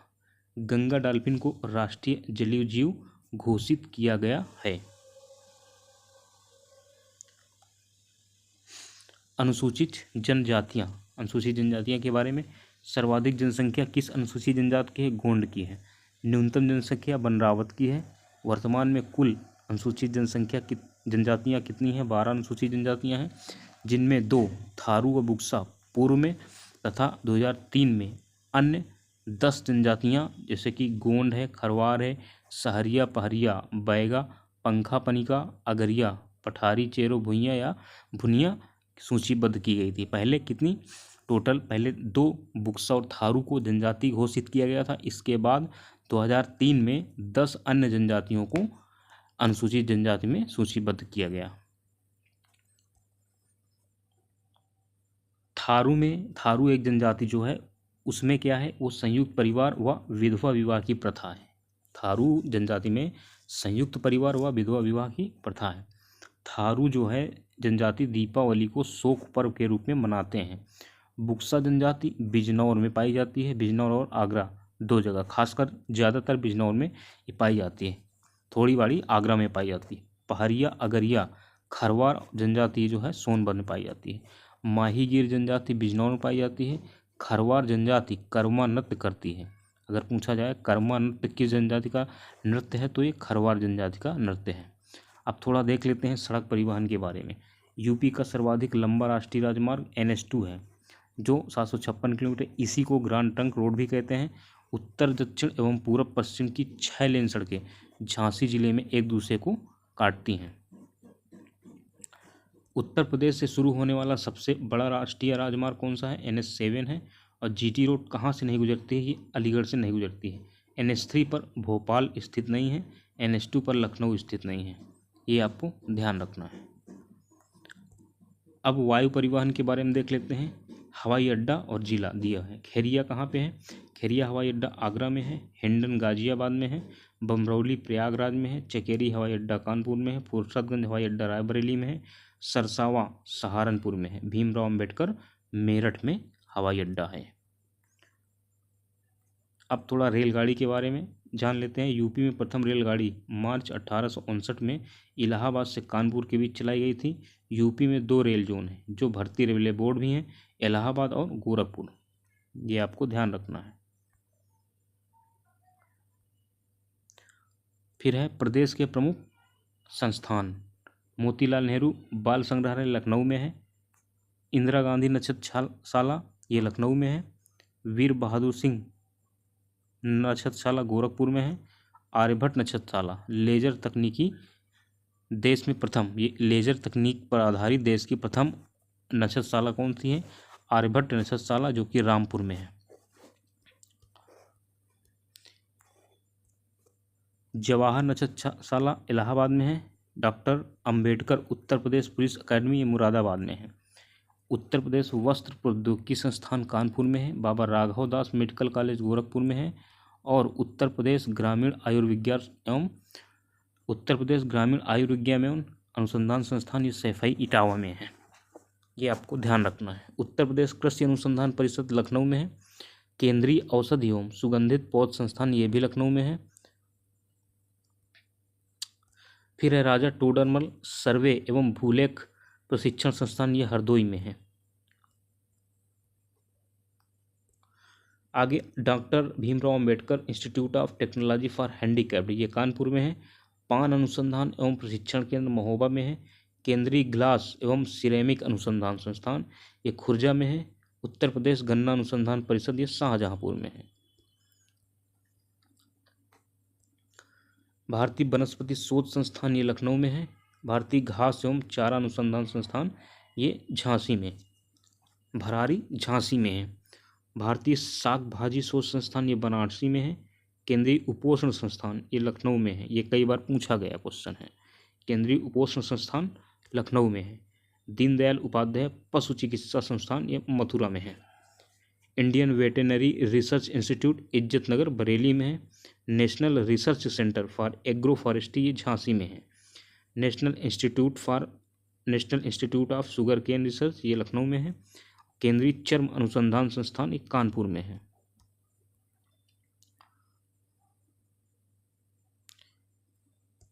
और फिर है सेंट्रल ड्रग इंस्टीट्यूट लखनऊ में है। शीलाधर मृदा विज्ञान संस्थान ये इलाहाबाद में है। सेंट्रल एविएशन रिसर्च इंस्टीट्यूट ये दोबारा रिपीट हुआ है। ये कहाँ पे है? ये है इज्जतनगर बरेली में। केंद्रीय बकरी अनुसंधान संस्थान ये मखदूम मथुरा में है। और national bio fertiliser development centre ये गाजियाबाद में है। अब है ऊर्जा संस्थान। राज्य विद्युत परिषद की स्थापना 1959 में उत्तर प्रदेश में हुई थी। यूपी विद्युत नियामक आयोग कब बनाया गया था? 1998 में बनाया गया था। नई ऊर्जा नीति 2003 में लाई गई। फिर है ताप विद्युत उत्पादन। हरदुआगंज ताप विद्युत गृह 1942 ईस्वी में स्थापित किया गया था अलीगढ़ में।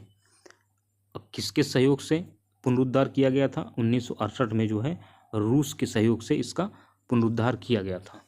हरदुआगंज ताप विद्युत गृह का पुनरुद्धार हुआ था। चंदौसी ताप विद्युत केंद्र ये मुरादाबाद में है। परीक्षा ताप परियोजना ये झांसी में है। ओबरा ताप विद्युत केंद्र रूस की सहायता से स्थापित किया गया था जो सोनभद्र में है।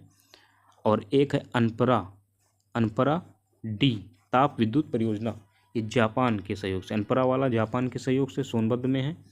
राष्ट्रीय ताप विद्युत निगम के अंतर्गत कुल 7 केंद्र हैं, यानी कि एनटीपीसी के कुल 7 केंद्र हैं। कौन कौन है देख लेते हैं।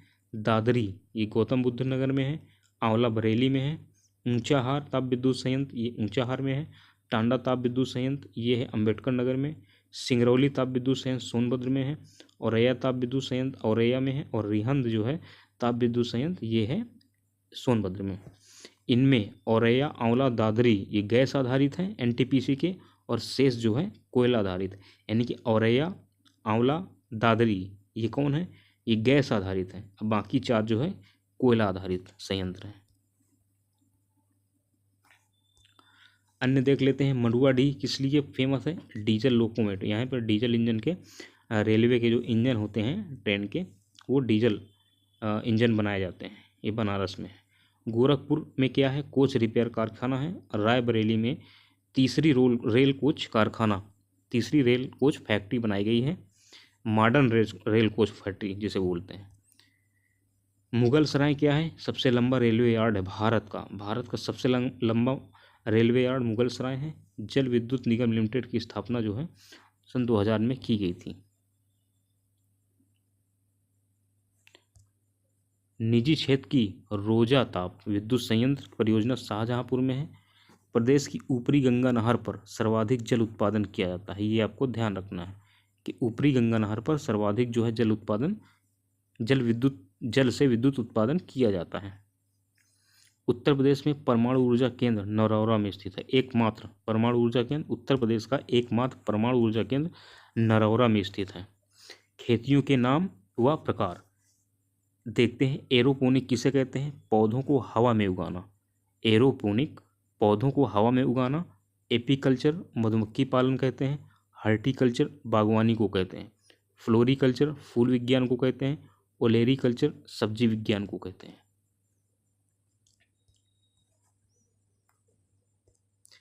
पोमोलॉजी फल विज्ञान है, विटिकल्चर अंगूर की खेती की जाती है, वर्मीकल्चर केचुआ पालन किया जाता है, सेरीकल्चर का मतलब होता है रेशम उद्योग, पीसीकल्चर का मतलब मत्स्य पालन, और मोरीकल्चर का मतलब रेशम कीट हेतु शहतूत की खेती। ये आपको ध्यान रखना है। अब फिर है भारत में विभिन्न क्रांतियाँ। नीली क्रांति जिसे ब्लू रिवॉल्यूशन कहते हैं, मत्स्य पालन के लिए खाकी क्रांति ब्राउन रिवॉल्यूशन चमड़ा के लिए, और एक है भूरी क्रांति ग्रे रिवॉल्यूशन, इसको रासायनिक उर्वरक तथा आवास विकास। हरित क्रांति ग्रीन रिवॉल्यूशन कृषि या खाद्यान्न उत्पादन के लिए। गुलाबी क्रांति पिंक रिवॉल्यूशन, ये प्याज झींगा मछली एवं औषधियाँ के लिए। श्वेत क्रांति व्हाइट रिवॉल्यूशन दुग्ध से संबंधित है। रजत क्रांति ये अंडा और मुर्गी पालन से संबंधित है, कुक्कुट पालन से। फिर है रजत रेशा क्रांति, ये कपास से, जिसको सिल्वर फाइबर रिवॉल्यूशन कहते हैं। पीली क्रांति यानी कि येलो रिवॉल्यूशन तिलहन से संबंधित है। कृष्ण क्रांति यानी कि ब्लैक रिवॉल्यूशन पेट्रोलियम से संबंधित है। स्वर्ण क्रांति यानी गोल्डन रिवॉल्यूशन बागवानी से संबंधित है। स्वर्ण रेशा क्रांति यानी कि गोल्डन फाइबर रिवॉल्यूशन जो है जूट या पटसन से संबंधित है। फिर इसके बाद लाल क्रांति जिसे रेड रिवॉल्यूशन कहते हैं, मांस एवं टमाटर से संबंधित है। गोल क्रांति राउंड रिवॉल्यूशन आलू से संबंधित है। सदाबहार क्रांति यानी कि एवरग्रीन रिवॉल्यूशन, ये समग्र कृषि विकास से संबंधित है। मोस्ट इम्पॉर्टेंट जो है रिवॉल्यूशन है, ये आपको ये याद रखना है, मोस्ट इम्पॉर्टेंट रिवॉल्यूशन है। अन्य प्रमुख तथ्य, अक्षय वट कहाँ पे है? प्रयागराज में। महापरिनिर्वाण मंदिर कुशीनगर में है, बौद्ध धर्म से संबंधित है। महर्षि दधीच की तपस्या स्थली कहाँ है? ये नैमिषारण्य सीतापुर में। ये सब क्वेश्चन कई बार पूछे हुए क्वेश्चन है। कि छौछा शरीफ कहाँ पे? अम्बेडकर नगर में है। महर्षि वाल्मीकि का आश्रम कहाँ पे है? बिठूर कानपुर में है। और इसके बाद स्कूल ऑफ पेपर टेक्नोलॉजी, ये कहाँ पे है? School of paper technology Saharanpur में है।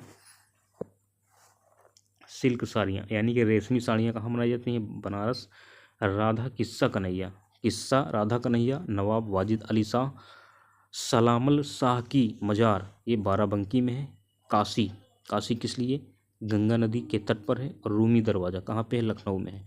ये एक बार पूछा गया है, रूमी दरवाज़ा लखनऊ में है। मोती मस्जिद आगरा में है। मुंशी प्रेमचंद का नाम जो धनपत राय था, ये कहाँ के थे? ये बनारस के थे। बेगम समरू चर्च, ये सरधना मेरठ में है। अनुसंगी नगर किसे कहा जाता है? गाजियाबाद को। बब्बर शेर सफारी कहाँ पे है? पढ़ चुके हैं, इटावा में है। विद्या वाहिनी परियोजना कंप्यूटर शिक्षा के लिए परियोजना थी। सुहाग नगरी फिरोजाबाद को कहते हैं, यहाँ पे चूड़ियों का निर्माण होता है। और बड़ा इमामबाड़ा लखनऊ में है। इतना आपको ध्यान रखना है। अब देख लेते हैं नदियाँ यानी कि गंगा। देखो यहाँ पे नदियों के बारे में दिया हुआ है।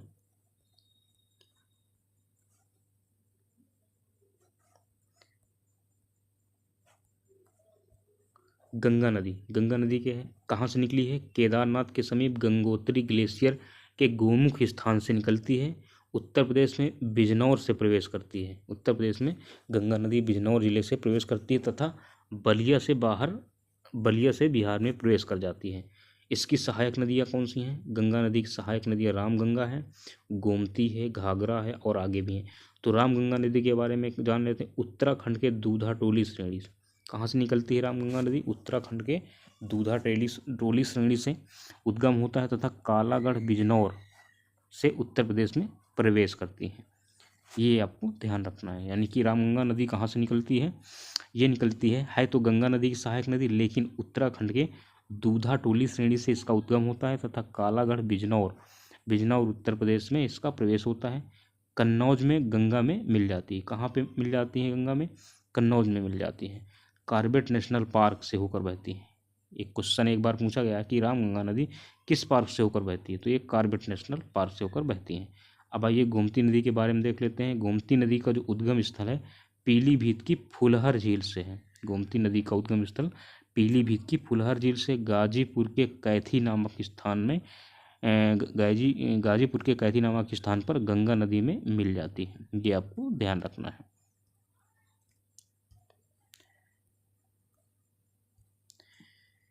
पर्यावरण प्रदूषण के कारण गोमती नदी को जैविक आपदा घोषित किया गया है।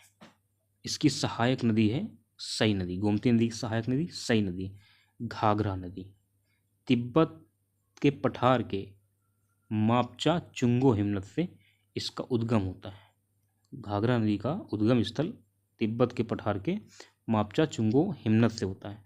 लखीमपुर बहराइच की सीमा बनाते हुए उत्तर प्रदेश में प्रवेश होता है। घाघरा नदी का जो प्रवेश होता है उत्तर प्रदेश में, वो लखीमपुर बहराइच की सीमा बनाते हुए उत्तर प्रदेश में प्रवेश होता है। और अयोध्या में सरयू नाम से तथा छपरा के पास गंगा में विलीन हो जाती है। यानी कि अयोध्या में इसे सरयू नदी नाम से बोला जाता है घाघरा को। पर्वतीय प्रदेश में करनाली का मैदानी प्रदेश में घाघरा कहलाती है। पर्वतीय प्रदेश में ये करनाली नदी कहलाती है और मैदानी प्रदेश में घाघरा कहलाती है। ये आपको याद रखना है। सहायक नदी कौन सी इसकी? काली नदी। और काली नदी जो है पिथौरागढ़ के काला पानी नामक स्थान से गौरी गंगा मिलन हिमनद से इसका उद्गम होता है काली नदी का। और पीलीभीत एवं नेपाल की सीमा बनाते हुए उत्तर प्रदेश में जो है प्रवेश करती है। समझ रहे हो? पीलीभीत और नेपाल की सीमा बनाते हुए उत्तर प्रदेश में प्रवेश करती है। उत्तर प्रदेश के मैदानी क्षेत्र में पहुंचने पर शारदा नदी के नाम से ये जानी जाती है। कौन? काली नदी। ठीक है। राप्ती नदी। राप्ती नदी क्या है? धौलागिरी के रुकुमकोट, जहाँ रुकुमकोट कहाँ पे है ये स्थान? ये है नेपाल में। यहाँ से इसका उद्गम होता है। किसका? राप्ती नदी। ये कहाँ बहती है? गोरखपुर में। तो राप्ती नदी का उद्गम स्थल धौलागिरी के रुकुमकोट नेपाल से होता है और इसकी सहायक नदी है रोहिणी। अब है यमुना नदी के बारे में देख लेते हैं। यमुना नदी जो है बंदरपूछ के पश्चिमी ढाल पर स्थित यमुनोत्री ग्लेशियर से इसका उद्गम होता है और सहारनपुर में एक जगह है फैजाबाद, वहीं से उत्तर प्रदेश में इसका प्रवेश होता है। यानी कि अगर बड़ा पूछा जाए तो यमुना नदी का प्रवेश उत्तर प्रदेश में किस ज़िले से होता है? तो सहारनपुर से। प्रयागराज में गंगा नदी में मिल जाती है। गंगा की सबसे लंबी सहायक नदी यमुना है।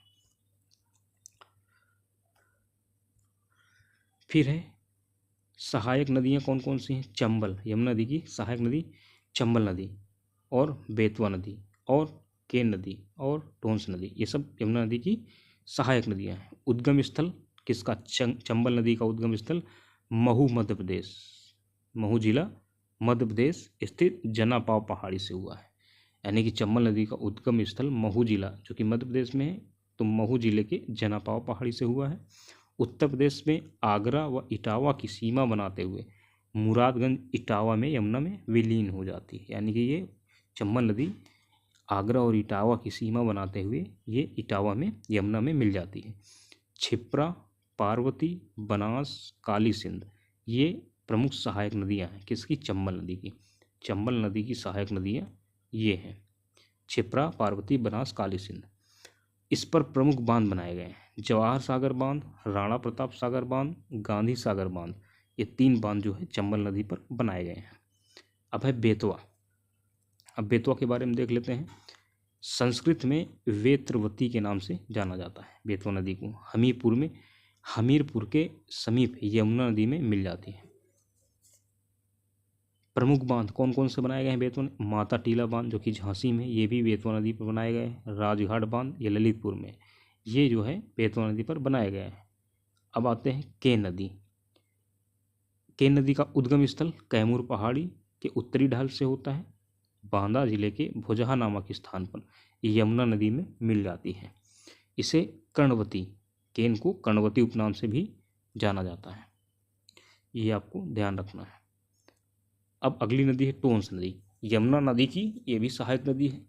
ये गंगा नदी की सहायक नदी है। यमुना नदी गंगा नदी की सहायक नदी है और ये टोंस नदी भी गंगा नदी की सहायक नदी है। उद्गम कहाँ से होता है? मध्य प्रदेश के कैमूर पर्वत श्रेणी में स्थित तमसा कुंड जलाशय से होता है। टोंस नदी का उद्गम स्थल कहाँ है? मध्य प्रदेश में कैमूर पर्वत पर स्थित तमसा कुंड जलाशय से होता है। प्रयागराज के निकट सिरसा नामक स्थान पर गंगा में विलीन हो जाती है। और इस पर जो है टोंस नदी पर बिहार जलप्रपात स्थित है। बीहड़ व बेलन इसकी प्रमुख सहायक नदियां हैं। टोंस नदी की प्रमुख सहायक नदियां बीहड़ व बेलन है। इस पर मेजा जलप्रपात स्थित है। नोट क्या दिया हुआ है?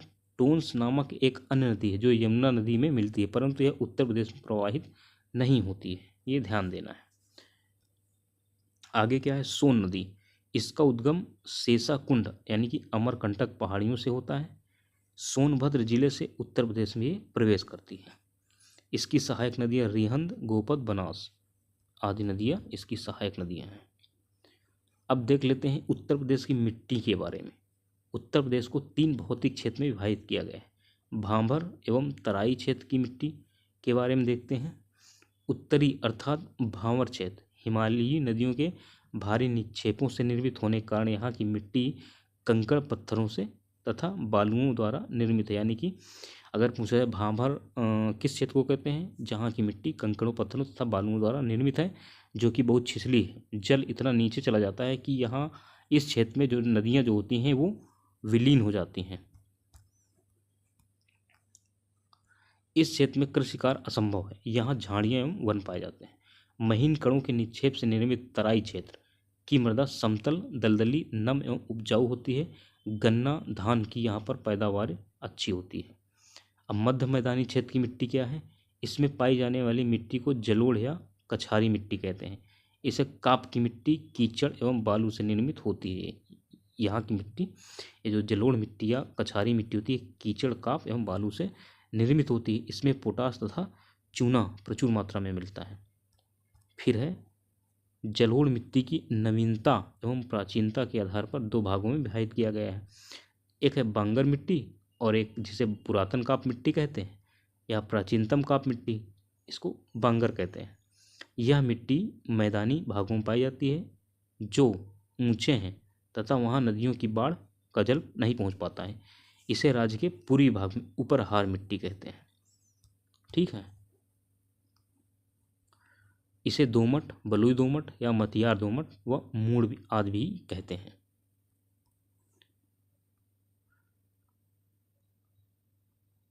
दूसरी मिट्टी है, एक तो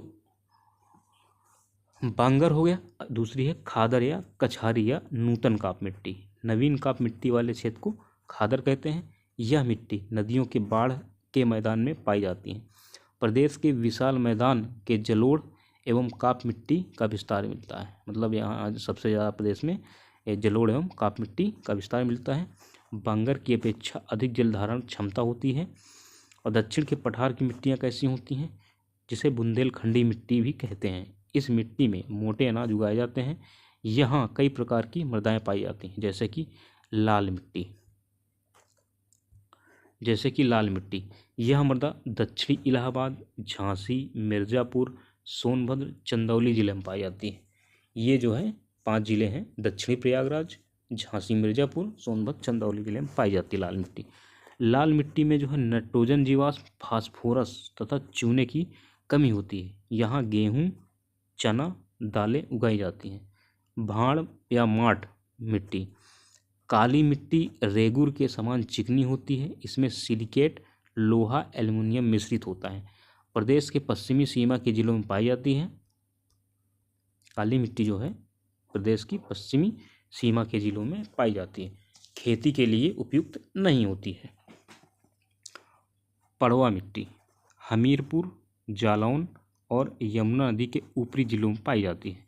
हल्के लाल रंग की बलुई दोमट मिट्टी है। अब एक मिट्टी है राकड़ मिट्टी। यह लाल भूरे रंग की दानेदार मिट्टी होती है। यह पर्वतीय एवं पठारी ढालों पर पाई जाती है। भुंटा मिट्टी विंध्य पर्वतीय क्षेत्रों में पाई जाती है। फिर है उत्तर प्रदेश में कृषि। वर्ष भर में मुख्य रूप से 3 फसलें पैदा की जाती हैं, खरीफ, रबी, जायद। खरीफ की फसल कब से कब तक? जून से लेकर सितंबर तक। और रबी की अक्टूबर में बोई जाती है, अप्रैल में काटी जाती है। और जायद की फसल अप्रैल से जून तक चलती है। खरीफ की फसल कौन कौन है?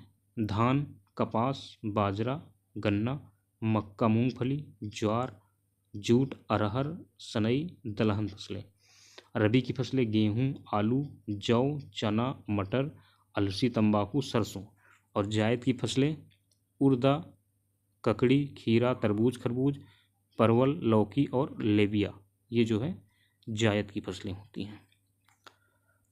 प्रमुख तथ्य, देश में खाद्यान्न उत्पादन में उत्तर प्रदेश का प्रथम स्थान है। ये आपको ध्यान रखना है। उत्तर प्रदेश के 3 कृषि निर्यात क्षेत्र कौन कौन से? लखनऊ, जो कि आम का निर्यात किया जाता है यहाँ से, सहारनपुर, यहाँ से भी आम का निर्यात किया जाता है, तथा आगरा, यहाँ से आलू का निर्यात किया जाता है। तो उत्तर प्रदेश में 3 कृषि निर्यात क्षेत्र हैं, लखनऊ, सहारनपुर और आगरा। प्रदेश में फूलों की खेती बनारसी, कन्नौज, लखनऊ, प्रयागराज, मिर्ज़ापुर तथा जौनपुर जिलों में की जाती है। ये आपको याद रखना है। फसल और प्रमुख उत्पादक क्षेत्र, गन्ना कहाँ पर? ये तराई क्षेत्र में होता है, जहाँ पर पानी की ज़्यादा अधिकता होती है, जैसे गंगा यमुना दोआब क्षेत्र में। सरसों कहाँ पे होता है? मध्य एवं पश्चिमी उत्तर प्रदेश में ज़्यादा होता है। गेहूँ भी सबसे ज़्यादा पश्चिमी उत्तर प्रदेश में होता है। धान तराई क्षेत्र में है, गंगा यमुना दोआब में होता है। कपास बुंदेलखंड में, रूहेलखंड और गंगा यमुना दोआब में होती है। प्रमुख फसलें, आम की फसल सबसे ज़्यादा पश्चिमी उत्तर प्रदेश में, मध्य उत्तर प्रदेश में, यानी कि पश्चिमी और मध्य उत्तर प्रदेश में आम सबसे ज़्यादा होता है। लीची सहारनपुर और मेरठ में सबसे ज़्यादा होती है। संतरा सहारनपुर में सबसे ज़्यादा। केला प्रयागराज में, कौशाम्बी में, बदायूं, बनारस और गोरखपुर में। अमरूद जो है प्रयागराज में, कौशाम्बी में, बरेली और फैजाबाद में सबसे ज़्यादा अमरूद पैदा किया जाता है। उत्तर प्रदेश में सड़क परिवहन, यहाँ पे देख लो, ये झांसी है, उत्तर दक्षिण पूर्व पश्चिम गलियारा यहाँ पे ये काटता है। ये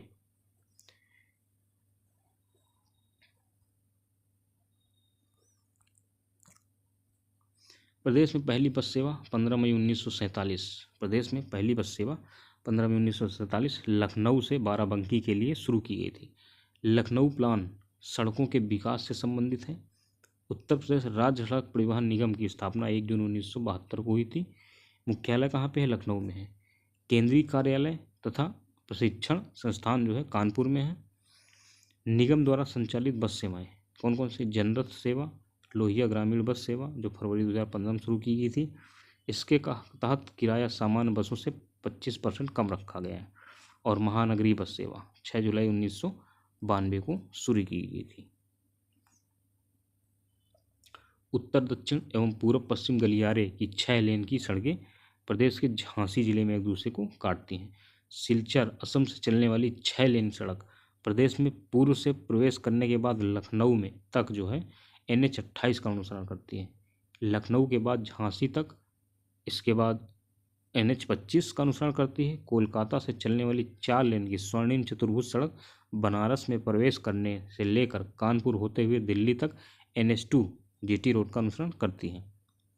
फिर है प्रदेश के प्रमुख express way, Yamuna express way जिसे ताज एक्सप्रेस वे के नाम से जाना जाता है, ग्रेटर नोएडा से आगरा तक 165.33 किलोमीटर है, ये याद रखना है, तथा 100 मीटर चौड़ा यानी कि 6 लेन की सड़क का निर्माण 2001 में किया गया था।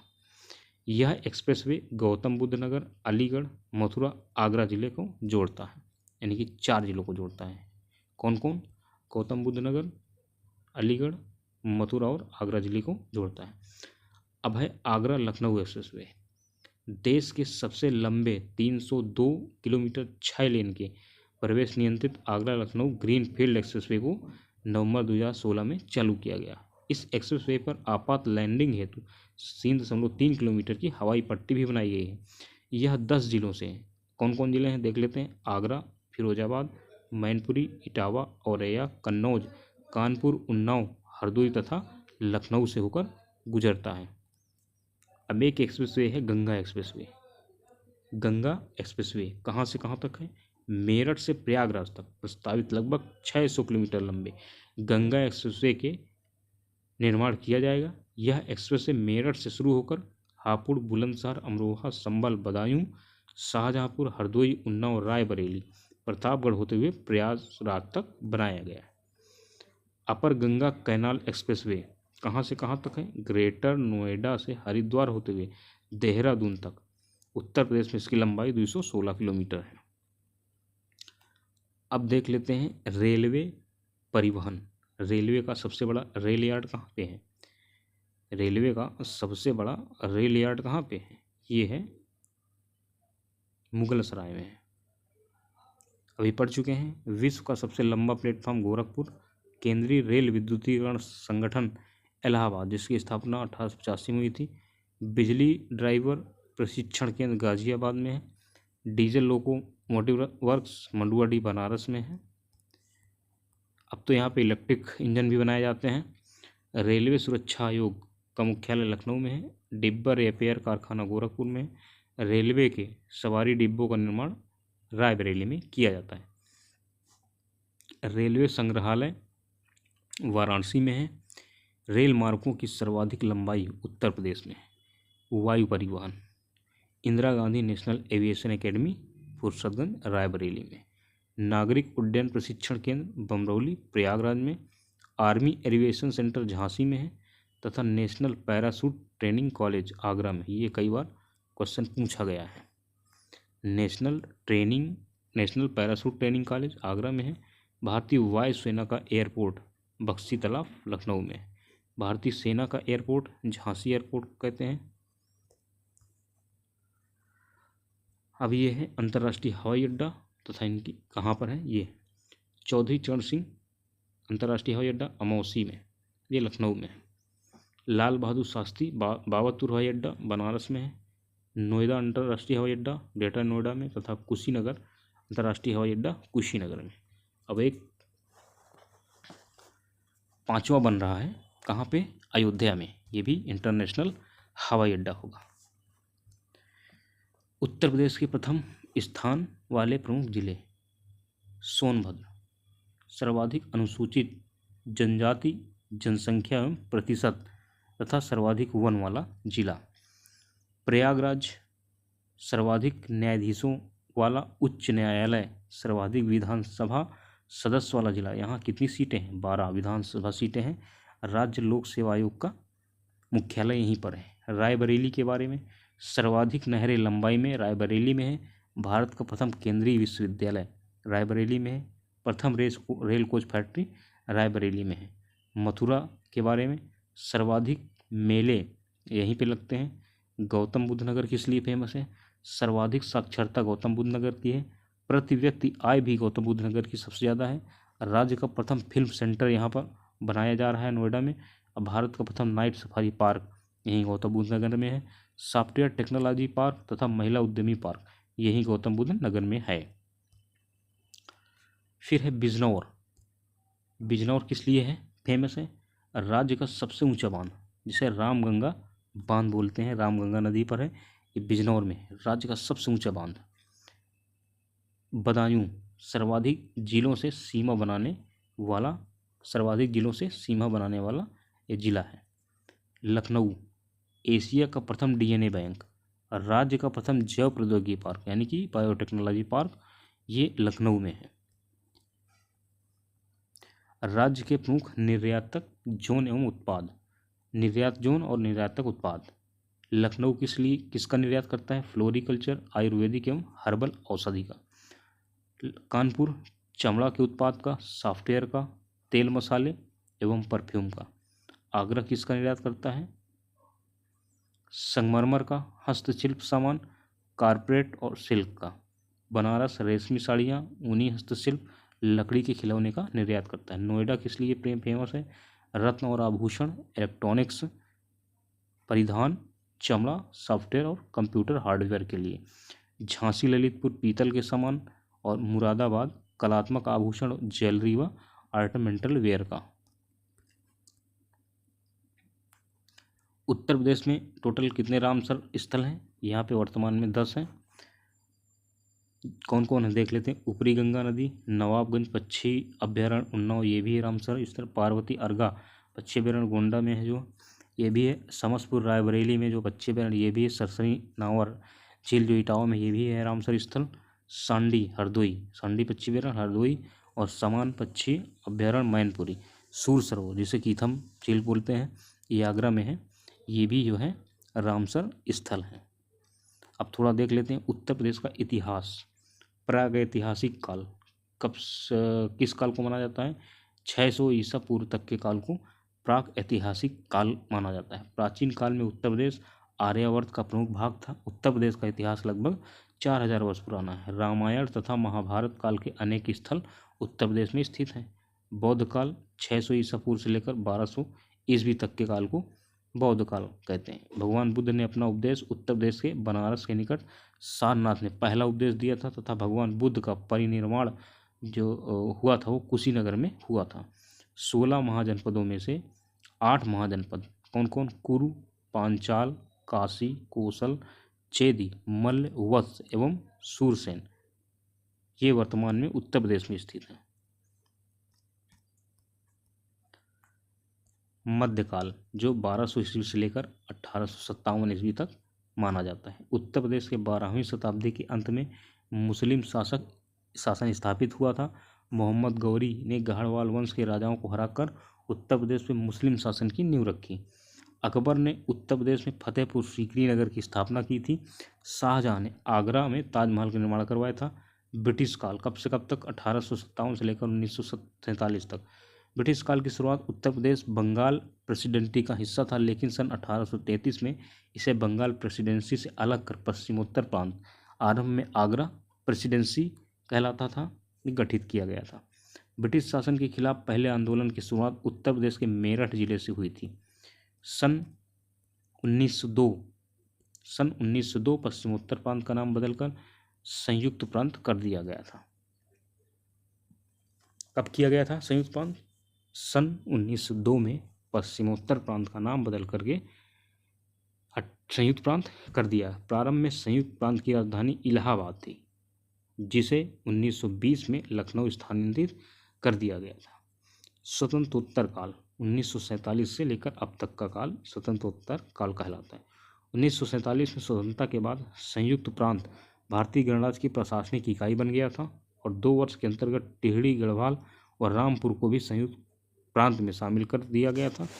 12 जनवरी 1950 को संयुक्त प्रांत का नाम बदलकर उत्तर प्रदेश कर दिया गया। तो यहाँ पे 12 जनवरी है, लेकिन जो यहाँ पे उत्तर प्रदेश का स्थापना दिवस 24 जनवरी को मनाया जाता है। ठीक है, 24 जनवरी को उत्तर प्रदेश की स्थापना दिवस मनाया जाता है। 9 नवंबर 2000 को उत्तर प्रदेश के 13 जिलों को काट करके उत्तरांचल का गठन किया गया था, जिसका 2007 में नाम बदलकर उत्तराखंड कर दिया गया था। ये आपको याद रखना है। विविध में क्या है? उत्तर प्रदेश प्राचीन भूभाग का हिस्सा किसका? गोंडवाना लैंड का है। भौगोलिक स्थिति 33 डिग्री समथिंग से 30 डिग्री, अक्षांश 77 से 84 डिग्री के मध्य है। यूनेस्को द्वारा घोषित उत्तर प्रदेश में विश्व विरासत स्थल कौन कौन से हैं? आगरा का किला, फतेहपुर सीकरी व ताजमहल। इनको 1983 में जो है विश्व विरासत स्थल में शामिल किया गया था। उत्तर प्रदेश शासन ने संगीत रत्न पुरस्कार जिसकी स्मृति में आरंभ किया था वो उस्ताद बिस्मिल्लाह खान की स्मृति में शुरू किया था। इसके बाद हिंडाल्को किस लिए स्थापित किया है? कहाँ पे स्थापित है ये? रेणुकूट सोनभद्र में। उत्तर प्रदेश में देश के प्रथम पुलिस संग्रहालय की स्थापना गाजियाबाद में की गई थी। उत्तर प्रदेश यानी कि पश्चिमी उत्तर प्रदेश में खाप पंचायत व्यवस्था किस समुदाय में पाई जाती है? तो जाट में। उत्तर प्रदेश में पर्यटन को बढ़ावा देने के लिए 2015 में प्रथम ट्रैवल मार्ग का आयोजन लखनऊ में किया गया था। उत्तर मध्य क्षेत्रीय सांस्कृतिक केंद्र प्रयागराज में है। ये बहुत बार क्वेश्चन पूछा गया है। उत्तर मध्य क्षेत्रीय सांस्कृतिक केंद्र का मुख्यालय कहाँ पे है? ये इसको NCZCC बोलते हैं। ठीक है, NCZCC उत्तर मध्य क्षेत्रीय सांस्कृतिक केंद्र, यह प्रयागराज में है। रानी लक्ष्मीबाई एवं लक्ष्मण पुरस्कार ये खिलाड़ियों को प्रदान किया जाता है। भारत रत्न अटल बिहारी वाजपेयी इकाना स्टेडियम कहाँ पे है? ये लखनऊ में है। प्रत्येक 5 वर्ष पर राज्य वित्त आयोग का गठन करते हैं कौन? राज्यपाल करते हैं। लाल मिट्टी मुक्ता कहाँ पाई जाती हैं? ये झांसी मंडल यानी कि मिर्जापुर और सोनभद्र और कुछ दक्षिणी प्रयाग राज जिला तथा चंदौली में भी पाई जाती हैं। देवबंद आंदोलन यूपी संयुक्त प्रांत में किस वर्ष आरंभ हुआ था? किसके द्वारा आरंभ किया? मौलाना हुसैन अहमद के द्वारा 1866 में जो है प्रारंभ किया गया था। फिर है पूर्वांचल एक्सप्रेसवे मार्ग कहाँ कहाँ से जाएगा? लखनऊ से प्रारंभ होगा, बाराबंकी, अमेठी, सुल्तानपुर, फैज़ाबाद यानी कि अयोध्या, अंबेडकर नगर, आजमगढ़ तथा मऊ होते हुए गाजीपुर तक जाएगा। कंप्यूटर एडेड डिज़ाइनिंग परियोजना कहाँ पे है? लखनऊ में है। चिलास नामक घास बहुतायत मात्रा में पाई जाती है, कहाँ पर? बुंदेलखंड क्षेत्र में पाई जाती है। ये चिलास नामक घास बुंदेलखंड क्षेत्र में पाई जाती है। और है कौमी आवाज़ पत्र का आरंभ किसने किया था? जवाहरलाल नेहरू तथा रफ़ी अहमद किदवई ने किया था। उत्तर प्रदेश में कितने IIT संस्थान हैं? 2 हैं, एक BHU बनारस में है, एक कानपुर में है। घाघरा नदी पर बना प्रदेश का सबसे लंबा नदी पुल कौन है? चहलारी घाट पुल। केंद्रीय हिंदी संस्थान ये आगरा में है, केंद्रीय हिंदी संस्थान। मणिकलाल मुंशी केंद्रीय हिंदी संस्थान आगरा में है। उत्तर प्रदेश का क्षेत्रफल भारत के कुल क्षेत्रफल का कितना % है? 7.3% है। महात्मा बुद्ध ने प्रथम उपदेश धर्मचक्र प्रवर्तन नाम से दिया था सारनाथ में। आगरा शहर की स्थापना सिकंदर लोदी ने 1504 ईस्वी में की थी। भारत का सिराज कहा जाता है जौनपुर को। उत्तर प्रदेश के किस शहर में 11 मंजिला पागल बाबा मंदिर है? ये है वृंदावन में, ये है वृंदावन में। शेरे बलिया के नाम से चित्तू पांडे को जाना जाता है। बहुत इंपॉर्टेंट क्वेश्चन है, ये कई बार पूछा गया है। इत्र के उद्योग के कारण पूर्व के ग्रास के रूप में जाना जाता है कन्नौज को। महदहा और दमदमा पुल पूरा स्थल कहाँ पे है? प्रतापगढ़ में है। महदहा और दमदमा पूरा स्थल प्रतापगढ़ में है। उत्तर प्रदेश में किस धर्म के अनुयायी सबसे कम संख्या में है? तो ये पारसी धर्म के अनुयायी सबसे कम संख्या में है। फिर है प्रदेश की पेयजल परियोजना गोकुल बैराज परियोजना है। भारतीय लघु उद्योग विकास बैंक जिसे सिडबी बोलते हैं, इसका मुख्यालय लखनऊ में है। Mohammed Anglo oriental college Aligarh की स्थापना 1875 में सर सैयद अहमद खान ने की थी। गंगा नदी किस भाग को राष्ट्रीय जल मार्ग घोषित किया है? तो प्रयागराज से लेकर हल्दिया तक के मार्ग को राष्ट्रीय राजमार्ग संख्या 1 घोषित किया गया है। 1857 की क्रांति के प्रमुख नेतृत्वकर्ता कानपुर से नेतृत्व किसने किया था? ये किया था नाना साहब और तात्या टोपे ने। इसे नाना साहब को धोधो पंत कहते हैं। फिर है लखनऊ से नेतृत्व किसने किया था? तो ये किया था बेगम हजरत महल ने किया था। झांसी से रानी लक्ष्मीबाई ने किया था। इलाहाबाद से लियाकत अली ने किया था। बरेली से बहादुर खान ने, फैजाबाद से अजीमुल्ला ने, मथुरा से जो है देवी सिंह ने, मेरठ से कदम सिंह ने किया था। फिर है 10 मई 1857 की क्रांति की शुरुआत मेरठ से हुई थी। प्रदेश के प्रथम मुख्यमंत्री कौन थे? पंडित गोविंद वल्लभ पंत थे। प्रथम विधानसभा सभापति कौन थे? चंद्रपाल थे। प्रथम राष्ट्रपति शासन कब? 25 फरवरी 1968 में पहली बार राष्ट्रपति शासन लगाया गया था। अब तक उत्तर प्रदेश में कुल 10 बार राष्ट्रपति शासन लगाया गया था। प्रदेश से सटे राज्य, सबसे उत्तरी राज्य उत्तराखंड, सबसे दक्षिणी राज्य छत्तीसगढ़, सबसे पूर्वी राज्य बिहार तथा सबसे पश्चिमी राज्य हरियाणा, ये प्रदेश से लगते हैं। सीमावर्ती जिले या प्रदेश, सबसे उत्तरी जिला सहारनपुर, सबसे दक्षिणी जिला सोनभद्र, सबसे पूर्वी जिला बलिया और सबसे पश्चिमी जिला शामली है। सबसे अधिक राज्यों की सीमा को स्पर्श करने वाला जिला कौन सा है? सोनभद्र है। और ये 4 राज्यों की सीमा को स्पर्श करता है। कौन कौन से? बिहार, झारखंड, छत्तीसगढ़ और मध्य प्रदेश। उत्तर प्रदेश से लगे सर्वाधिक या सबसे कम सीमा रेखा वाले राज्य मध्य प्रदेश व हिमाचल प्रदेश। फिर है 3 तरफ से मध्य प्रदेश से घिरा उत्तर प्रदेश का जिला कौन सा है? ललितपुर है। प्रदेश के प्रमुख कांग्रेस अधिवेशन कब, कौन सा अधिवेशन हुआ था, इसके बारे में देख लेते हैं। जॉर्ज यूल इलाहाबाद अधिवेशन के अध्यक्ष थे। प्रथम अंग्रेज अध्यक्ष थे 1888 ईस्वी में। जो कांग्रेस का अधिवेशन हुआ था 1888 में।